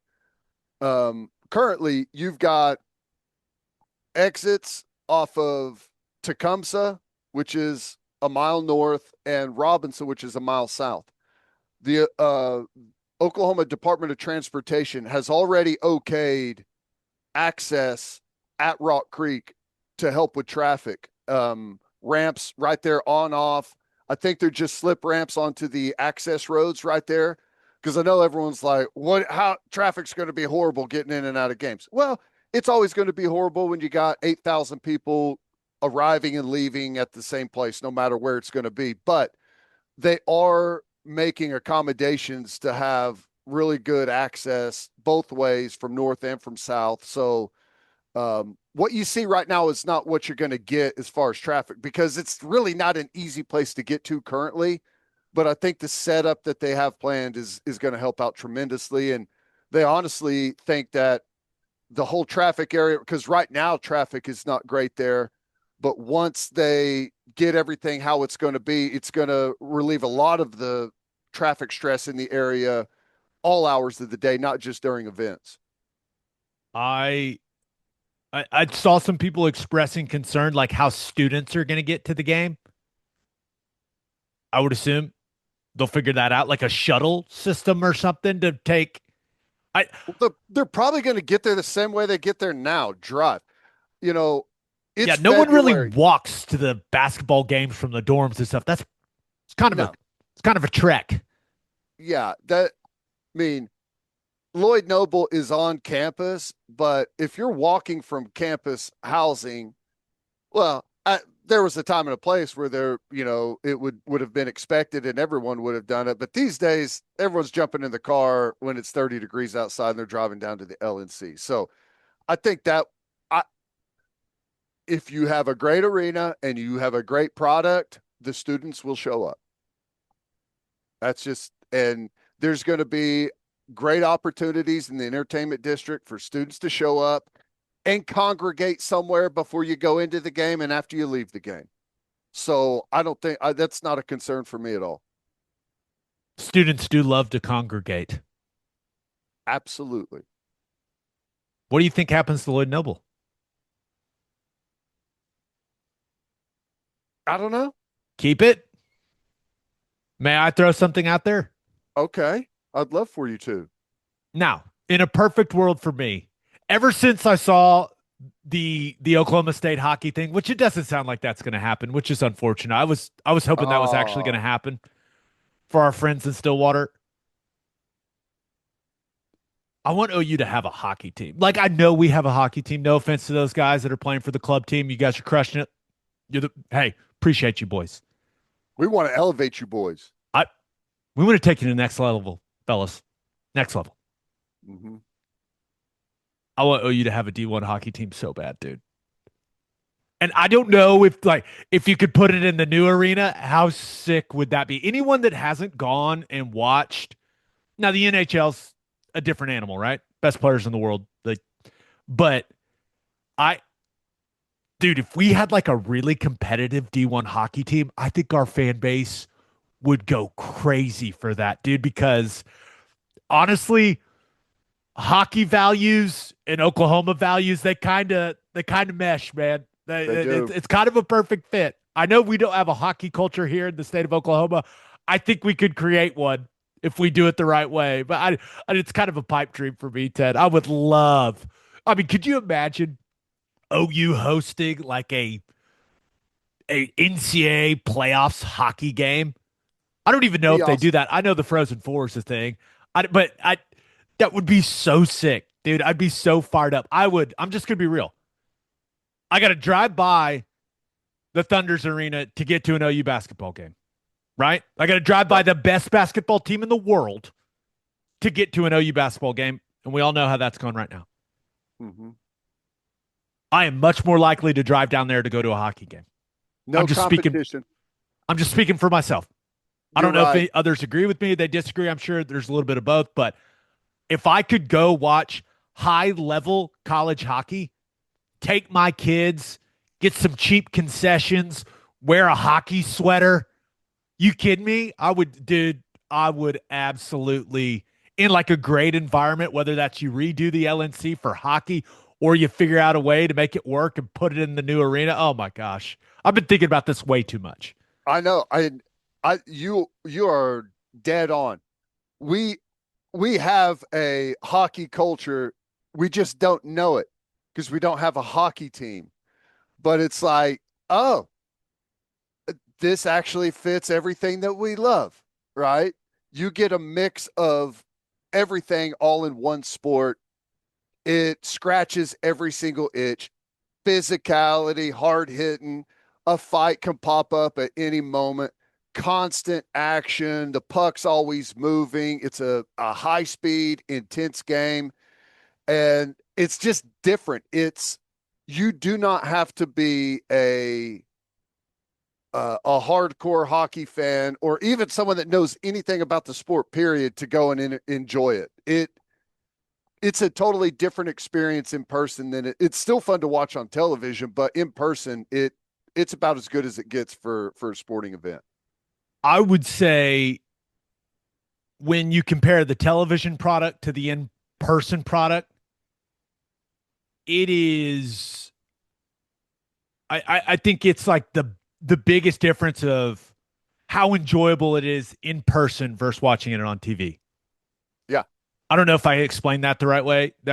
Maybe I just sounded like an idiot, but going to a hockey game and experiencing it is so much better than watching it on television. And if you've never been, like, there's no way to describe it. It's just, dude, it's awesome. I mean, it is so awesome. And it's crazy because it's really different than any other sport. Like, it's like a mix of football, NASCAR, and maybe basketball.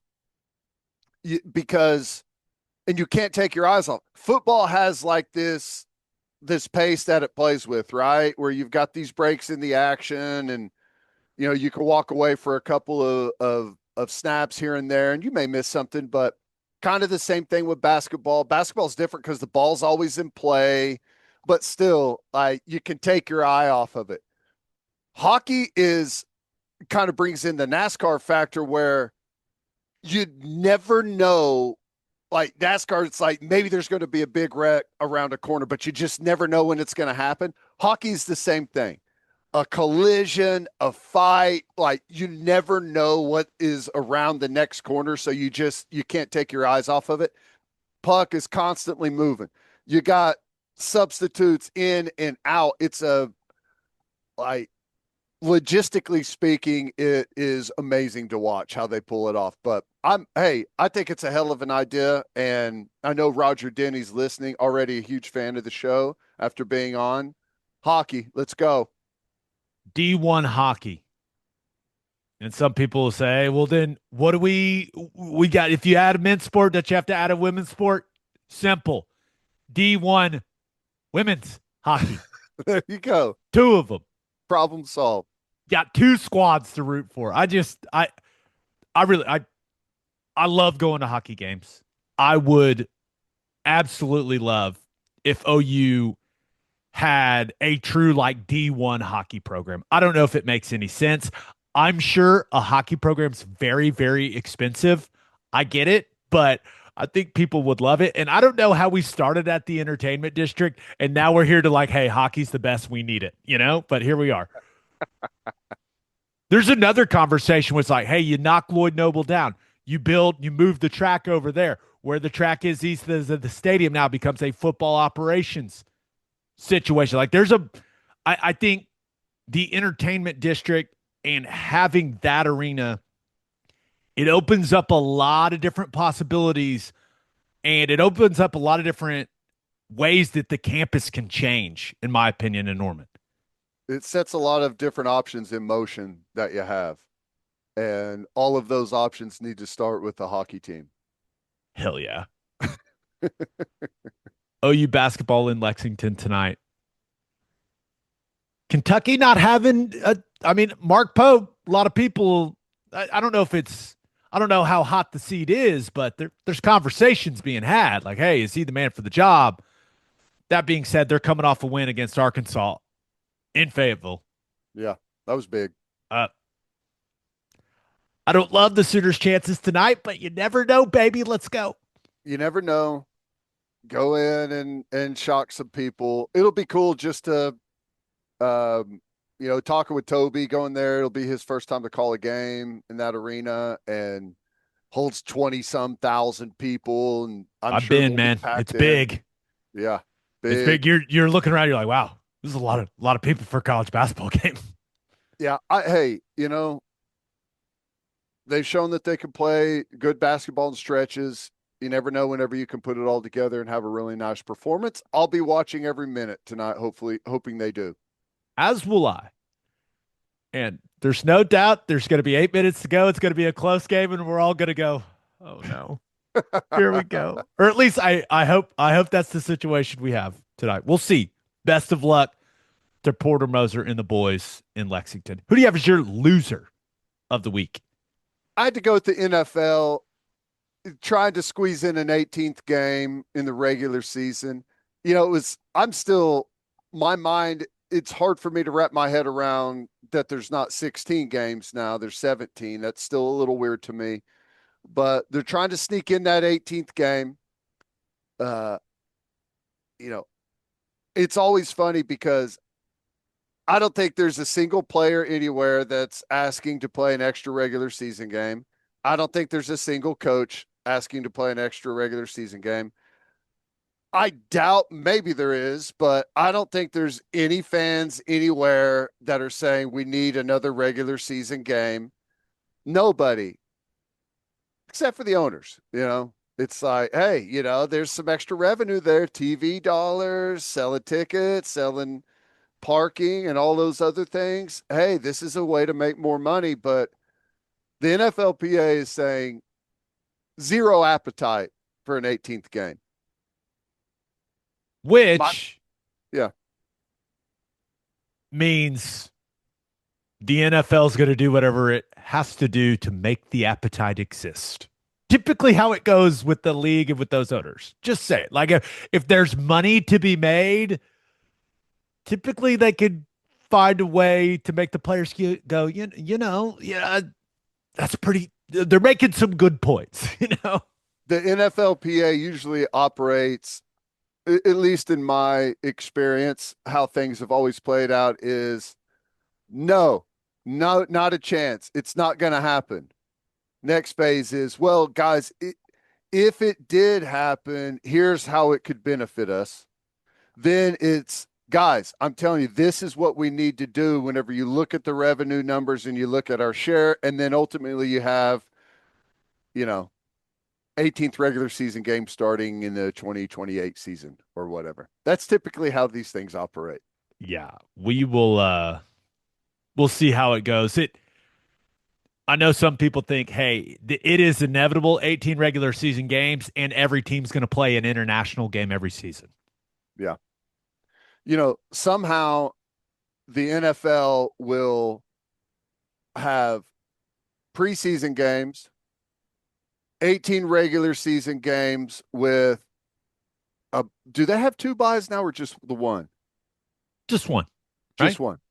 They will play preseason, 18 regular season games with the bye week, full playoffs, and Super Bowl almost in the amount of time that the NCAA does what they do.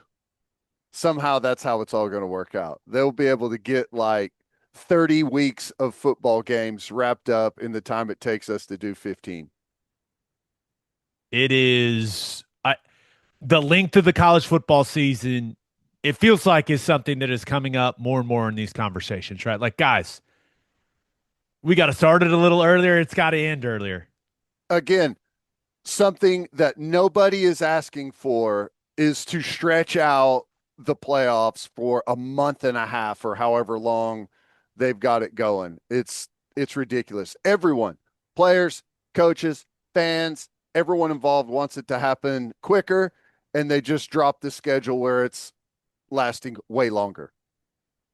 Why don't you just start the season in the middle of August when most of these schools start? I don't know. I don't What, know because why it's hot? Who cares? I don't know why you don't just play your playoff games every week with build in a little bit of extra time before the championship game. That way, the start of the season, if you're going against what, NFL preseason games? Great. If they're so scared of the NFL, just do that. You already are. That's the other thing. The NFL starts their regular season after college football does. And still like get all of that in almost in the exact same time. I've been thinking a lot about the future of college football, and my opinion really doesn't matter. One thing they got to figure out, though, with how this works, that the NFL, we all know that injuries are a huge part of football. They've got to figure out a way where college football teams can add guys during the season. I don't know. I don't have any great ideas. I'm not going to lie.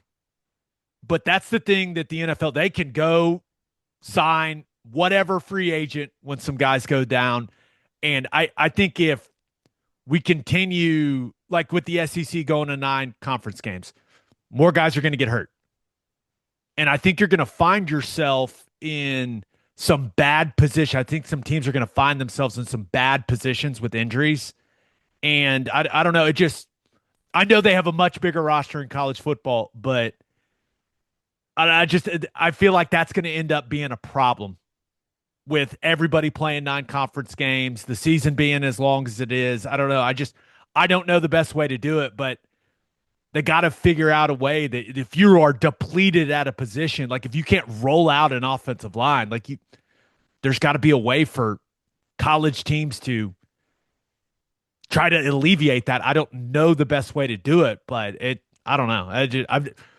I've been thinking that that's going to become a bigger issue. Maybe it ends up not being an issue and I'm just wrong, but that's one main thing in the NFL with the length of the season is everyone's like, oh, the NFL roster is only 53. Oh, dude. I mean, NFL rosters throughout the entire season, how many guys do that end up playing in a regular season game for NFL teams, Ted? Constant. Yeah, it's in and out. You got 53 guys on the active roster. You got is it 45 that are up on game day, that are active on game day? And then you've got practice squad, and you got guys who, I mean, you got to remember what's training camp, 90 guys, and they cut to 53. So you got almost half of your training camp roster doesn't make the team for 32 teams.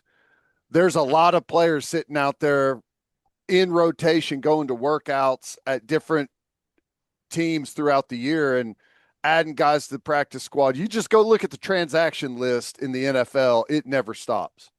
So I don't know how college football is going to deal with that, Well, but I don't know why. It's going to happen at some point. You're going to have a professional practice squad where you've got paid practice squad players or guys that just come in and practice, because already in college football, you can do that. I remember Alabama brought in one of their old quarterbacks to play scout team quarterback. Saban brought him in for one of the opponents they were going to play to give a similar look. You can do that in college football. I don't know exactly what the rules are, but you can have guys come in and be practice players that aren't a part of the team. So I wouldn't be surprised if you start to see stuff like that and teams try to expand their roster without actually expanding their active roster, if that makes sense. yeah, maybe I'm worrying about something that's not going to end up being a big issue. But like the quarterback position is like, if your top two quarterbacks go down, your season's over essentially. And then maybe that's the way in the NFL, but you can trade in the NFL. You can go get someone. Like if you have one of the best defenses in the league and you got two quarterbacks that go down, you can go trade for a guy and save your season. Yep. You can't do that in college football. And that, with how it operates, all these guys making money, that feels like a flaw to me. I don't know. Well, the big sticking point right now, which will get a chuckle out of everyone, is the school enrollment, right? Oh, and, yeah. School.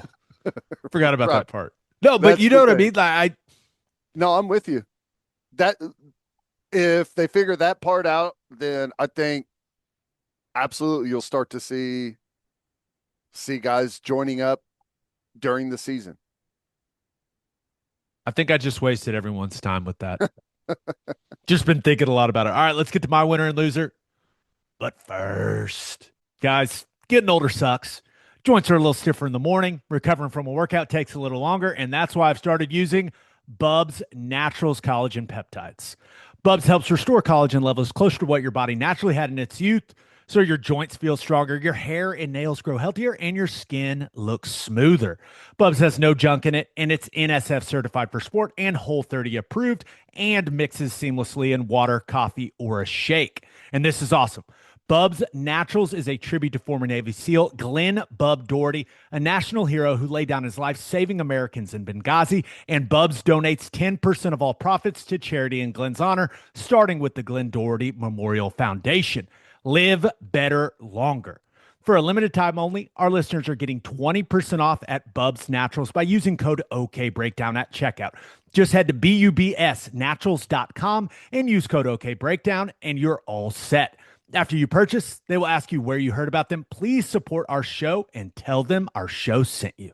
This episode is brought to you by Prize Picks. The big game is almost here, and there's no better way to cash in during America's biggest sporting event than Prize Picks, where it always feels good to be right.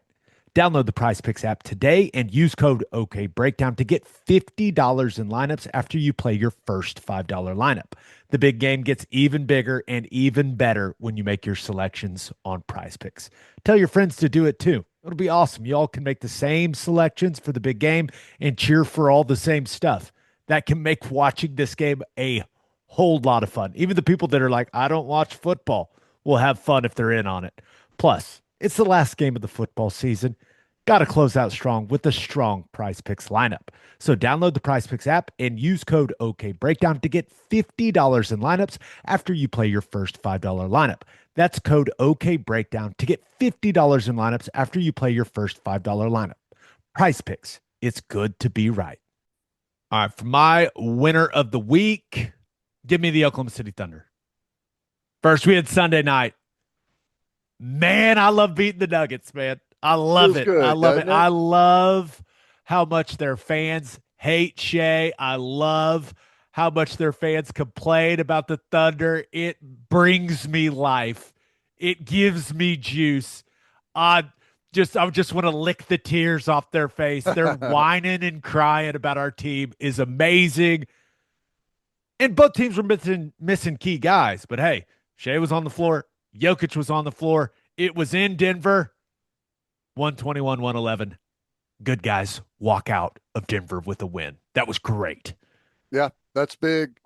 And I don't know, you needed a really nice performance that you can feel good about. And Denver, I mean, I can't wait for the playoffs in the West. It's going to be wild. But yeah, there's every season you go through like some waves. You have some great moments. You kind of come back to the crowd a little bit, maybe drop a couple of games. You battle through some injuries. Something like that can get you back on that upswing and you build on a little bit. Also helps when Cason Wallace hits 7 threes. There you go. You never know who's going to do it. That guy gets his own queso at Fuzzy's, and all of a sudden he's a sharpshooter. Love it. Love it. And one of my favorite things after playing the Nuggets is just going and finding the media that covers them and some of their fans just complaining. The complaining is so fun to consume. It's like a drug, Ted. They are so blinded by their hate for Shea and for the Thunder that they can't see that Jokic is actually the one that does more of the flopping, more of the acting, more of the actions to draw fouls. They can't even see it, dude, because they're blinded by their rage for the Thunder. I love it. It's fantastic. Isn't it amazing how two groups of people can view something watch the same exact thing and have a totally different takeaway? Oh, there's a clip of Jokic and Jalen Williams getting locked up, and if it was a Thunder person, you'd be like, Jokic is clamping him with that arm. Like, that is dirty, man. Like, that's cheap stuff. And then you get to a Thunder or a Nuggets fan, and they're like, can you believe Williams is just getting away with this? It's hilarious. You can go look at that clip from that game and the divide, like your paradigm and how it affects your opinion on it. It's hilarious, dude. It's awesome. It's what makes sports awesome. You're right about Jokic, though.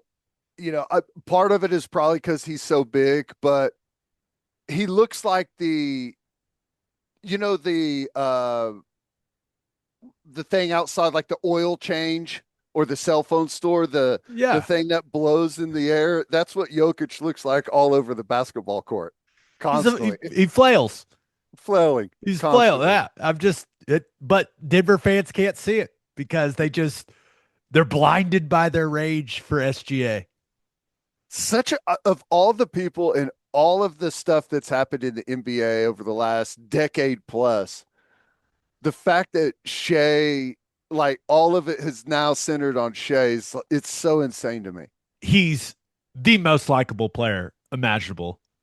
And he always plays. He never complains to the officials, even though for whatever reason right now, like people are fouling him and the refs are just like, doesn't matter anymore, even though he's the reigning MVP. It's a really strange thing going on. Like, I get that he draws a lot of fouls. I get it, but there's somewhere it's just clearly a foul and the refs are like, it's fine. And he's just sitting there going, wait, what's going on here? It's funny. But even then, he doesn't complain very much. Yeah, no, you're right. But like the amount of complaints that he gets doesn't match up with how much he's at the foul line compared to a lot of other players in the NBA. And you can throw all of that data at people nonstop and it will never change anyone's mind. So you got to get to where you are, where you enjoy it. He's the perfect superstar. He's our guy. Our guy. So they beat Denver. Then they smacked the Magic last night, 128-92. Magic just aren't very good, Ted. But was great to see Alex Caruso back out on the court.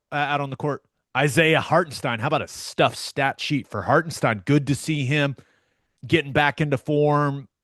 Those guys are both just such winning players. And then I did not have Isaiah Joe posterizing Paolo Banchero on my bingo card, but here we are.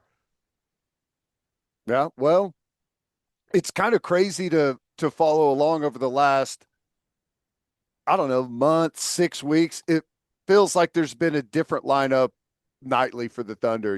It's just constant different guys in and out. So it's good to see a bunch of different guys starting to play well. Shea has now scored 20 or more in 121 straight games. He's 5 away from tying the all-time record by some guy named Wilt Chamberlain.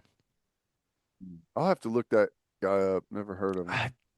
It's jogging the memory a little bit. Pretty good. If I think that's the general consensus on that guy. I think there was like a triple jumper at Kansas track back in like the 60s or 50s that went by that name. I have to check it out.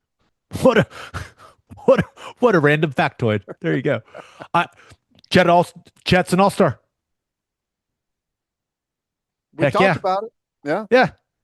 Best team in the league. Got to have 2. And Chet's he's done a really, really good job this season as one of the best, if not the best rim protector in the league. So congrats to Chet on making the all-star team. And then it's NBA trade deadline time.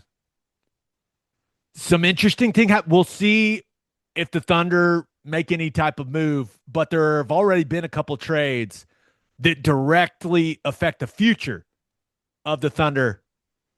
Clippers sent James Harden to Cleveland for Darius Garland and a second-round pick. Why does that affect the Thunder?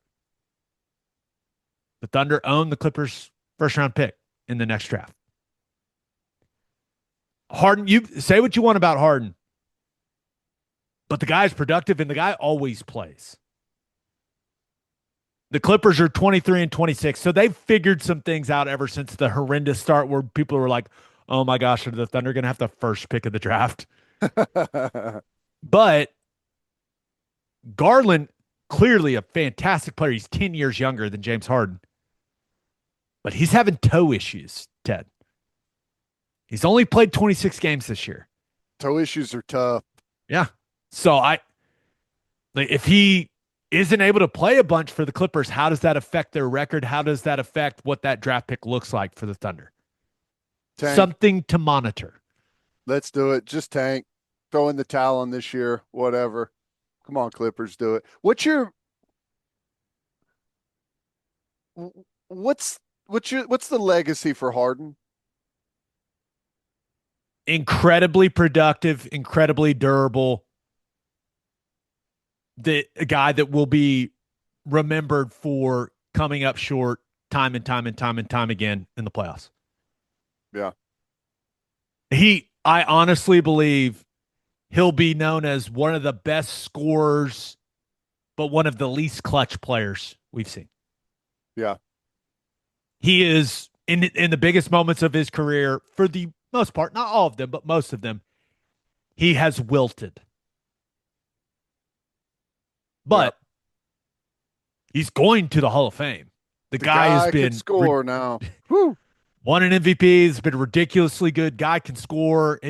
I think one of his legacies will be the foul drawing thing as well. He was the triple travel step back 3. That also put that in the arsenal of things he'll be remembered for. But yeah, I think ultimately, unless something happens in the next couple of years when he's a Cav, he'll be remembered as a great scorer that wasn't great when he needed to be great.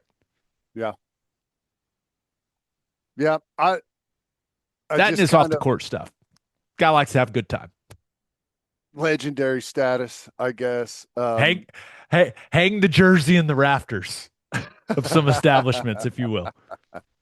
Yeah. Great player. Fun to watch. I hate to see that some of these guys that have been, statistically all-timers just bounce all over the league, I don't like it either. And that kind of transitions us into one more thing that affects the Thunder. Big trade between the Grizzlies and the Jazz that ends up sending Jaren Jackson Jr. to the Jazz.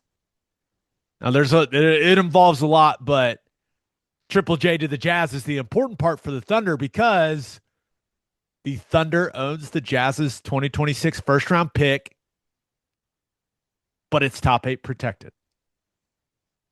Utah currently has the 6th worst record in the league, so they would keep their pick.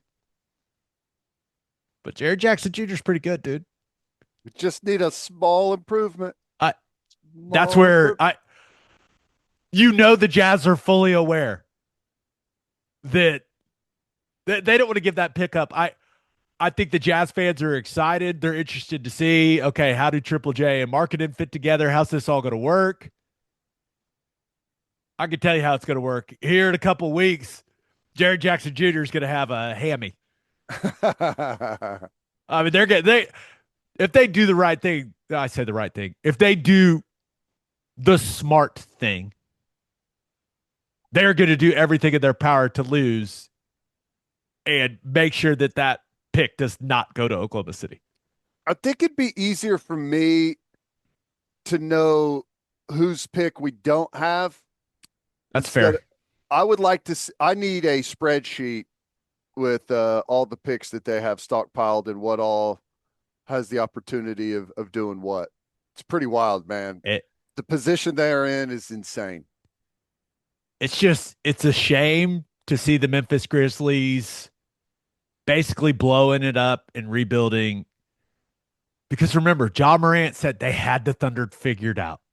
They had him figured out, Ted, but for whatever reason, Memphis's leadership apparently disagreed, and they said, "Hey, let's reset this thing." I'm hitting that reset button. What a shame.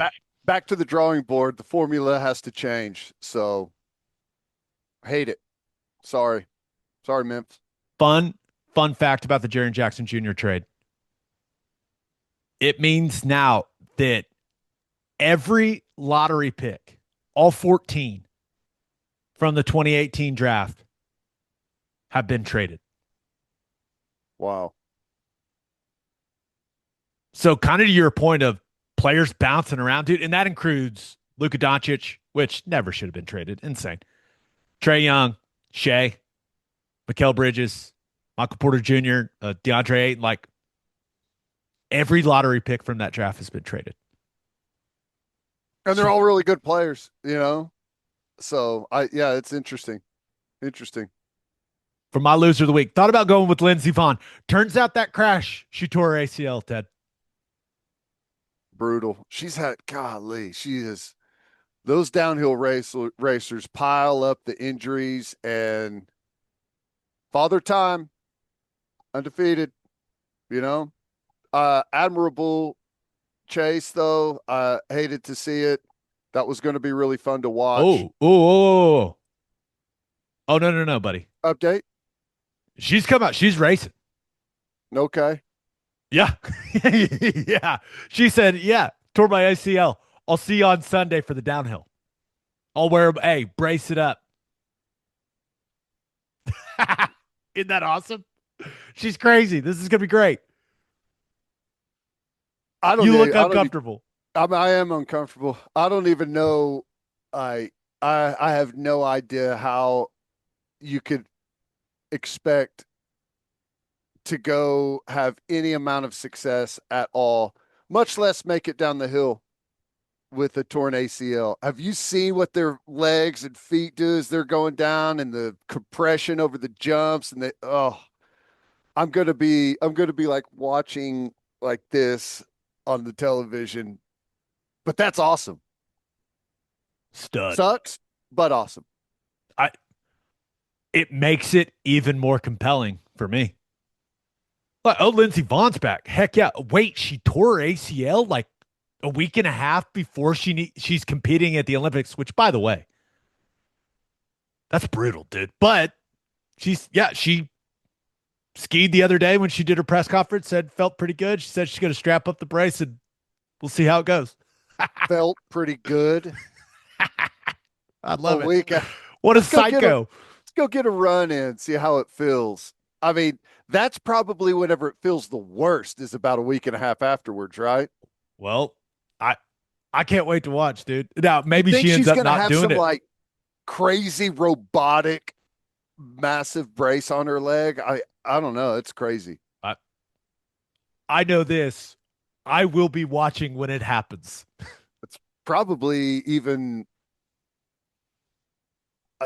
if she was totally healthy, it's worth a watch, absolutely. But now with the drama going in, it's probably going to get more ratings, right?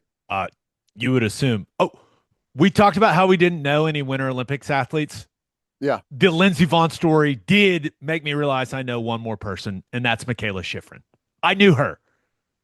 I knew the other really good skier. Yeah. Her name was mentioned in an article. I was like, "Oh my gosh, I know who that is." Yeah, There's she's incredible. probably a bunch of them, but we just gotta re-engage that part of the brain. It's been missing for a while. It's an every 4 years thing, Yeah. with the Winter Olympics. So yeah, Yeah. but it's here, baby. You get to watch it. Does this start today? Is that right? I don't know when is the opening ceremony Friday night. They usually get some stuff going, several days in advance of that. So I don't know. I need to check in on it. Opening ceremonies, Milan Olympics. I think I spelled every word wrong. Friday, February 6th. Yep. Yep. So they're probably off and running then. Get some stuff Sweet. going. Be a lot of fun to watch. All right, but for my loser of the week, give me Robert Kraft. I kind of assumed if Belichick didn't get in the Hall of Fame that Kraft was going to get in, and nope. Kraft didn't make it either, Ted. It's wild. He was one of the 5 finalists. Remember, this is like that separate category where it's coaches, senior players, and then contributors. He's one of the 5 finalists, but Belichick didn't make it, and Kraft didn't make it, meaning they didn't get 40 votes. That does not mean the other 3 did make it. We'll see how that all works out. But you look at Kraft's resume as an owner, dude. This guy has to be pissed that he didn't make it. He's got to 10 Super Bowls. It's wild. And I don't, I've kind of checked out of it, like all of the conversation back and forth about who voted and who didn't and why and all that. A lot of drama. Seems to me like I think there's obviously blame to be laid at the feet of the voters, but it's also kind of weird how they coaches and owners section with the older players. Feels like there could be a better process for that because it's very hard for the older guys that have a very limited time window to make it. That feels like it should be its own section, doesn't it? It does. And I think Belichick not getting in is going to change some things. Yeah. I think when the guy that everyone considers the best NFL coach of all time, certainly the most successful NFL coach of all time, when that guy doesn't get in on the first ballot, I think everyone goes, wait a second, what are we doing here? Time to rethink it. Yeah. So we'll see. But when you look at Kraft, he bought that team in 1994, 10 Super Bowls. They won 6, which is tied with the Steelers for the most Super Bowl wins. If they win Sunday, they take sole possession of first. The only thing, I was reading the article of Kraft not getting in, and the only thing I kept picturing was Jerry Jones just laughing, finding out that Kraft didn't get in. You know what I mean? And I know that those guys were friends, but remember, they had the dust up a couple years ago over Goodell's contract and all that stuff. And Jones is already in, and he has had way less success, when it comes to like winning the Super Bowl than Robert Kraft has had. And Jerry Jones just had to be there snickering, man. I would pay money to see his reaction when someone told him that Kraft didn't make it. There's a very high percentage chance he'll be wearing the jacket the next time they cross paths, right? No doubt. No doubt. The only other thing on Kraft not getting in, I wonder if in like a weird way, it somehow smooths things over between Kraft and Belichick.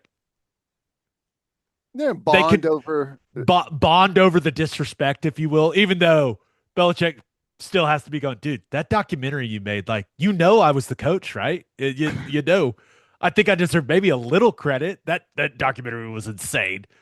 But Because the constant argument, everyone wants credit for it, right? For all the success. So there's Tom Brady sitting over there, being like, sorry guys, I guess turns out maybe it was people did think it was me, no big deal. It's a good point. Just what Tom Brady needs. More confidence. Another win. Another win. Just what that man needs. But yeah, no Kraft, no Belichick. Will the Patriots use it as fuel on Sunday? I don't know if they're going to or not, but they're going to win the football game. Ooh. Okay, Yeah. I'm listening. Yeah. I got nothing to back it up other than a gut feeling. I like the setup for them, like the way they play. I honestly think, although there's not a lot of star power in this Super Bowl, I feel like we're going to get a great game. Give me the Seahawks to win the football game. And give me Jackson Smith in Jigba to be the number one reason why. That dude is nasty. He is. And we talked about it with CD, like JSN and Gonzalez, must see TV, that matchup. But guy led the league in receiving yards for a reason. No one can cover him. He's got it all. He checks every single box. Maybe Vrabel's going to have a plan for that. The old Belichick, hey, this guy ain't beating me. Maybe I should be more excited. Maybe it's a Kenneth Walker the third game. But I don't know. Darnold's playing good ball. I just think the Seahawks are a better team. I do not like betting against Mike Vrabel. Let me make that very clear. But I think Vrabel's looking at this going, I can't believe we're here. This is great. We're just getting started. But give me the Seahawks. Did you see that person ask him if it was a must win? Oh my gosh. Is this a must win game? That's so funny. Yeah. I love that.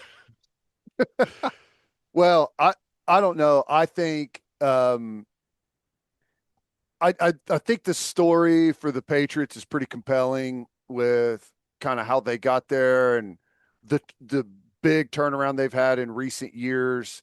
Got a really good young quarterback. I love Drake May. I think he's just now starting to scratch the surface. I think he's one of those players that is still in that phase as a young player where he is relying on athleticism and like kind of a reactionary type quarterback. And I see a super high ceiling where he evolves into that next level player, the more cerebral type, but he can absolutely get it done athletically. So I don't know. The last time these two teams played in the Super Bowl, we had an all-timer. So hopefully we get something similar. Birthday shout-outs. Happy 6th birthday to Baker and Hayes Melson. Happy 12th birthday to Thomas Jennings. Happy 34th birthday to Chase Costner. Happy birthday to Michael Chatlin. And happy birthday to Brad in Warner Robins, Georgia.